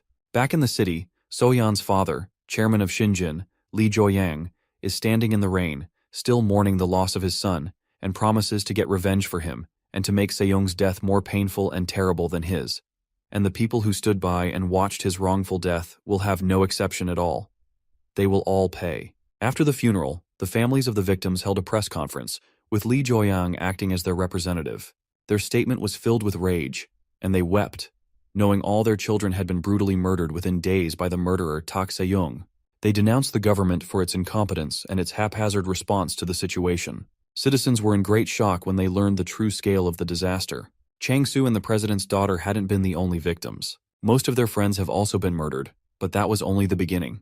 Once headlines started reporting hundreds of innocent police and military personnel had been killed during Se-young's killing spree, there was public outcry. Families wept, their cries of grief piercing through the nation's collective shock. Outrage erupted like wildfire. Those who had glorified and defended Se-young all but vanished. He was considered no more than an unruly, law-breaking terrorist, an evil force that posed a threat to the nation and its people. Tak Se-young has officially become a public enemy. In his presidential office, President Seung-chul watches in horror as the screen plays the final moments of his daughter's life. Soo-jung, helpless before Se-young's blade. His lips quiver as he mutters her name. His entire body trembles with unbearable agony. His heart feels as if it has been torn from his chest. Clenching his fists, he forces himself to breathe through the pain. He begs Soo-jung to wait for him in heaven and swears no matter what it takes, no matter how long it takes, he will have his revenge. Suddenly he hears a knock and acts normal. It is Park Sang-gyun, director of the National Intelligence Service. He brought someone with him to advise them on the current situation, as they are in the midst of a crisis. The person is none other than the dean, Yang Yong-jong. After being seated, Director Park explains to Seung-chul that the old man is the one who laid the foundation of the country until he retired from the Ministry of Security, but now he is returning from retirement to get it, so Seung-chul asks if there is a way to kill that guy. That being said, hesitantly, the old man tells them to firstly detain Young Do-hoon. He is the last surviving target. Meanwhile, a large hunk of rocks hits the building where Do-hoon has been hiding. Soldiers steady themselves to be prepared for any attack or danger, but when the smoke gets clear, they notice Se-young on the street. The soldiers are confused, unsure what to do. The commander announces to pay attention and not to retreat or return to base. All the soldiers panic. What are they even supposed to do with that order? Suddenly one of the guys takes the initiative to walk towards Se-young, claiming this is what the people get when things are being left with zero athletic training, and announces to Se-young that he will be his opponent. He proudly says that size and strength aren't everything. Technique is where it is really at. He reveals that he is a former boxing champion. He mocks Se-young's technique, calling them sloppy punches, which are going to be a piece of cake to dodge for him. The guy lifts his arm in a ready stance. Se-young looks at him quietly, but in an instant, the guy meets a powerful punch, and the guy ends up flung back into a building. Just then, the soldiers get the order to form a defense line, and should not engage with Se-young at any cost, but report his movements immediately. Se-young sighs, but his gaze darts upward, and he notices a group of helicopters overhead. Do-hoon has already been evacuated in one of the helicopters, though the helicopters split up and fly in different directions, thus confusing Se-young on which one Do-hoon is in. Se-young's anger rises, and he jumps to the side of the building, leaving the stunned soldier behind. He then lands in Do-hoon's room, but only a picture of him with other bullies is left. Se-young grits his teeth and clenches his fists, taking an oath that it doesn't matter where he goes or where he hides, he will find him and kill him no matter what happens. Nearby, on another side of the street, Seon and her group are still on the rooftop. Seon watches the video of Soo-jung's murder. Her grip tightened around the device, her expression unreadable. She wanted to kill herself. However, her commander gets a call, someone on the other side of the phone, ordering him to assemble a squad to keep watch over Se-young. The person wants the rest of him and his company to return to base. Confusion flickers across the commander's face. Se-young has only just arrived, and the battle is far from over. Why retreat now? Before he can question it further, a call comes through. The voice on the other side explains, foreign spies operating in Seoul have set their sights on Seon. Worse, China's involvement is becoming impossible to ignore. They're everywhere, watching, waiting. The situation has totally shifted. Obeying the person's command, the commander agrees to have some company members accompany Seon back to base. The person reminds the commander that he must understand that Seon is very important to them. She is to be reborn as a symbol of their movements. Seon will be the one to spearhead the fall of the current puppet government. So until they return to the base, their top priority should be to keep Seon safe no matter what. Once they are there, he will have to report her every move, and she will not be allowed to leave the premises without permission. Without having any choice, the commander assures him of escorting her personally. Seon already knows what's coming before the words even leave the commander's mouth. A flicker of irritation is visible on her face. Before she can respond, the commander speaks again. He tells her not to be angry with him.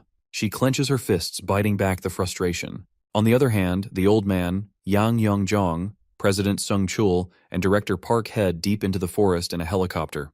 A military unit is based up in the area. It doesn't connect the dots for Sung Chul. What can the military possibly do for them at this point?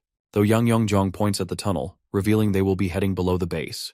As they ride deep into the tunnel, Sung Chul tries asking where they are headed and what this tunnel is doing under the base. But Director Park assures him of explaining the details once they are there, as they will be arriving at their destination shortly. Inside the tunnel, Sung Chul's eyes widened in shock to see another door. This one is much heavier and larger than the one outside. Many questions race through his mind. Since when did they have facilities like this? What is going to be inside that door? Is this some kind of hiding spot? As soon as the door opens, he is in utter disbelief. A much larger space appears before them. Getting out of the car, Sung Chul studies the place in disbelief, wondering where they are. So Yang Yong-jong explains that this is the place where they will capture Seong-tak. To their surprise, Sung Chul gets irritated with the old man's words. What would they even be going to accomplish here? Sung Chul's body trembles with anger. His face turns crimson red as he spits out his words. In his current state, Seong could annihilate this entire facility without breaking a sweat. No amount of bullets, no squad of soldiers, would be enough to stop him. The only way to even stand a chance would be to drop a missile right into the middle of the city. But even then, Sung Chul knows the truth. Seong is beyond human limits. Something like this facility would never ever be enough, nor would it work. The old man stays calm and steady, the literal opposite of Sung Chul, revealing he knows a way to deprive Seong-tak of his power. Though Sung Chul is not ready to hear anything, when the old man confronts him that the method is tried and tested, then Sung Chul becomes speechless. The old man speaks up. Strength, speed, heightened senses, a body that transcends the limits of man. There once existed a man who liked Seong. It happened 30 years ago. For Sung Chul, it was like the ground slipped from his feet. He is not ready to believe it. How could nobody have known about him? The old man elaborates.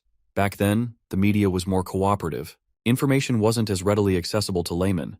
But still, Sung Chul doesn't believe that the entire country could have been in the dark about such a figure. So the old man explains that they used a slight subterfuge. The people remember him under a different form. He even reveals that Sung Chul probably knows the man himself. He wonders who it can be. So the old man turns to him. His expressions are unreadable but darkened, and he reveals his code name was Maruchi. Sung Chul stands frozen, his breath caught in his throat, eyes wide with disbelief. His mind refuses to accept what he's witnessing. Maruchi was once the greatest agent at the Agency for National Security Planning. That means he was working for the states. Out of curiosity and shock, he demands to know about his whereabouts. But the news leaves him trembling that Maruchi is dead. He is no more. A man in shock realizes Maruchi is gone. Moreover, he wonders how someone working for the ANSP ends up eliminated instead of protected. If Maruchi is still alive, he could have been a valuable asset. However, the truth surfaces that North Korea is behind the operation, aiming to capture him alive. In the past, Maruchi single-handedly wiped out 3 of their armies, and now they finally strike back. The realization sets in that Tak possesses the same potential, if not greater, than Maruchi once did. Back then, Maruchi was even younger than Tak is now. The question arises about whether Maruchi was captured and eliminated in the same place. It turns out he was captured but not successfully killed. The reason for their failure lies in their objective because they wanted him alive. If their mission had been to eliminate him, escape would have been impossible. Eventually, he meets his end while carrying out his duty, falling in battle against a group of saboteurs. Maruchi's downfall seems almost too simple for someone of his caliber.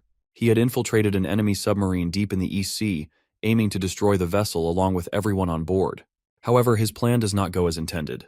In the important moment of escape, he fails to make it out in time, and the submarine sinks, dragging him down into the ocean's depths. The people evacuated the place in hurry and urgency. Among them, Tak urgently searches for Jung Da-hoon, determined to find him no matter what. Afterwards, Nungkwang Middle School and High School, where memories and unfinished business still linger. Se-young looks for help, but the person he turns to doesn't take him seriously. He dismissed his situation, saying bullying is just a part of growing up and that they have more important things to handle. Meanwhile, the bullying continues, and Se-young gets hit and insulted while others watch but stay silent. Some are scared of becoming the next target, and remind each other not to interfere. One wonders why no one helps, but stepping in feels too risky. The family controlling the school has too much power. Despite everything, Se-young holds on to hope, believing that things might get better someday. Sejong's parents are heartbroken as they look at their child. Their sorrow is heavy. Tak, with determination in his eyes, promises to take revenge for them. A deep rumble grows louder. Suddenly, a loud crash breaks, as if the world itself is reacting to their pain and anger. Hyunsuk arrives, and someone greets him, saying they waited but are thankful he came. The news is heartbreaking. All the children have been killed, including his daughter. Now only his son is left, and they must do everything to keep him safe. Moreover, this place is no longer safe because Tak has found their location. The commander believes moving together as a family made them easier to track. Hyunsuk feels the weight of the situation, realizing the danger is getting closer. Since Tak's final target is his son, a plan is suggested that there is a special hiding place ready for him, and sending him there might be the only way to protect him. Mr. Jang reassures Hyunsuk that he came personally to deliver the message, knowing he might worry otherwise. Their presence is meant to bring some relief in this difficult time. Hyunsuk, feeling fear, thanked them sincerely. Moreover, he also hesitates before asking about his parents, to which Mr. Jang quickly reassures him, promising that everything will be fine. A sudden screech breaks through.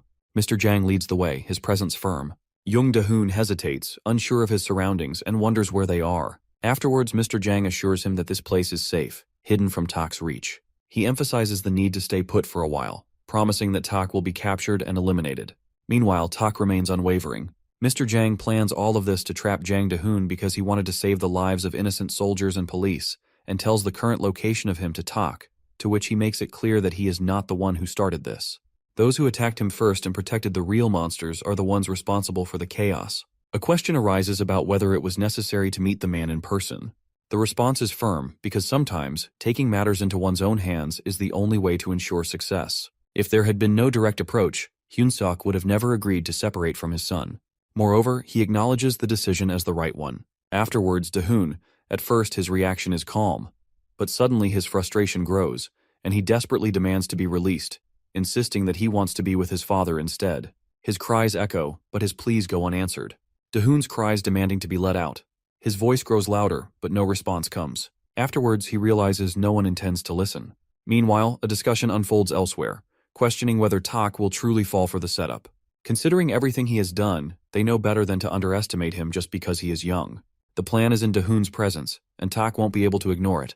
However, Tak will recognize a trap when he sees one and won't simply walk into it.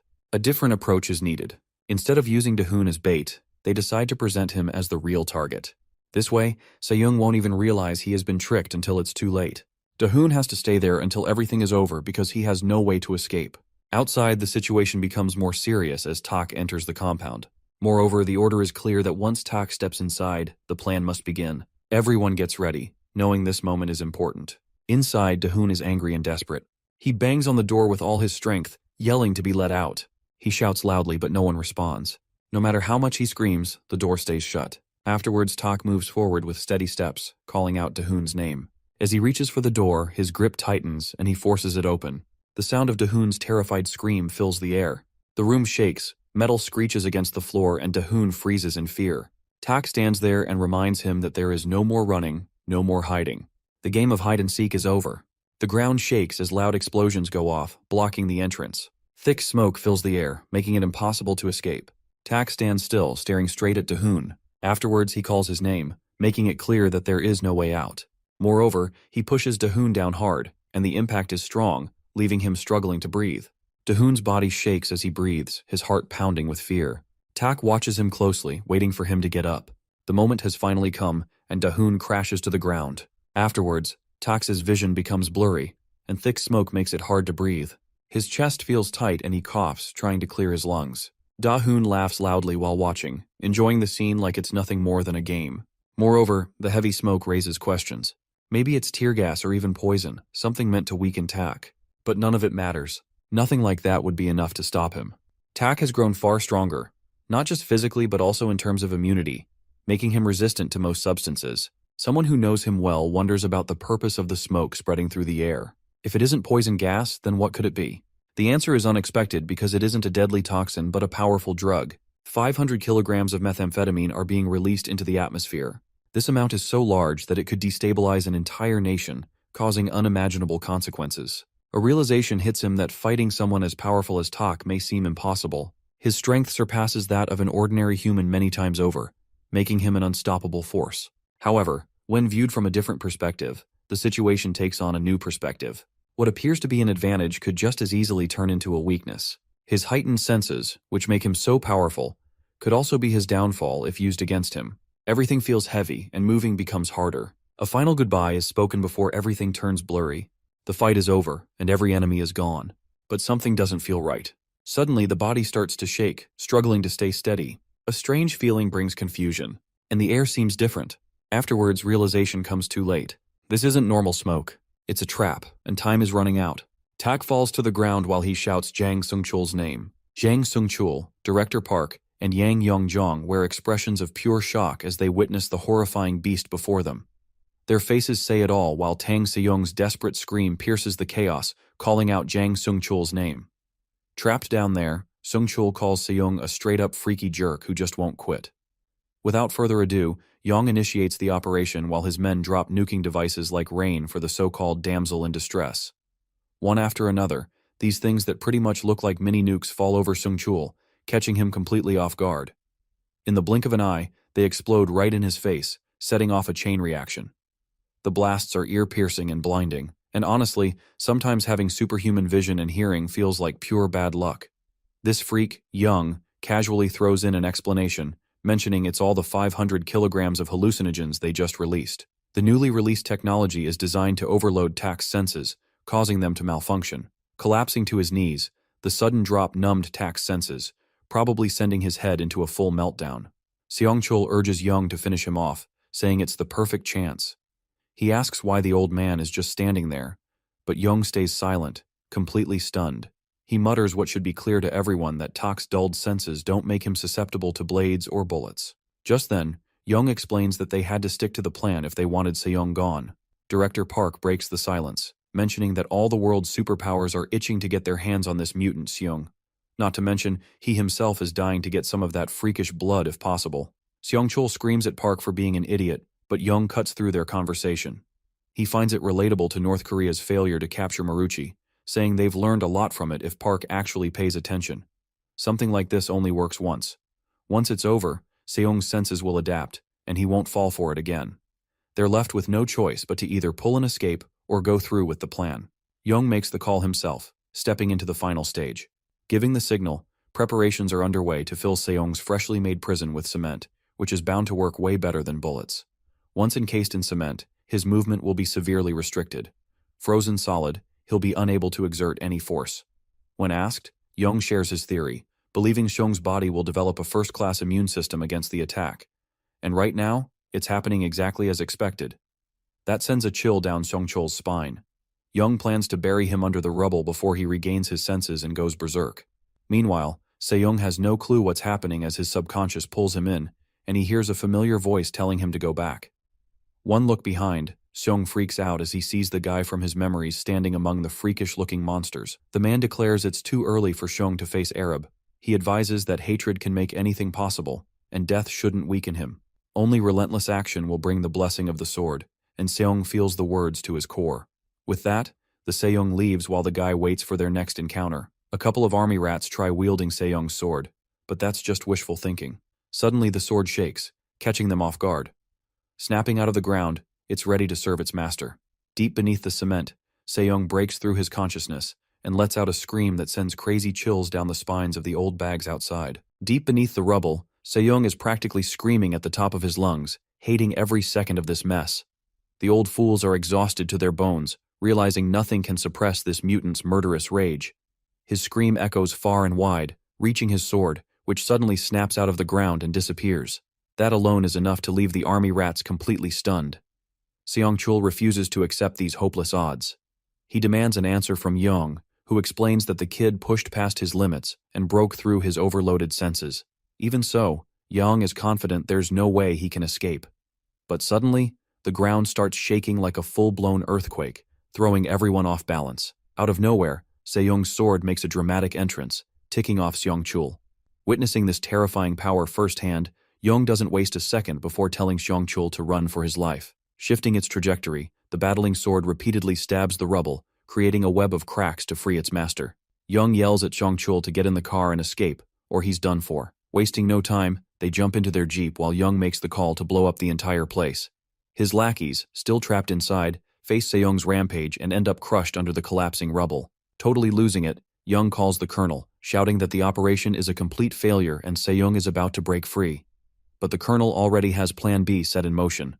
With no time to spare, Young and Seong-chul gun it, using the army as a distraction to make their getaway.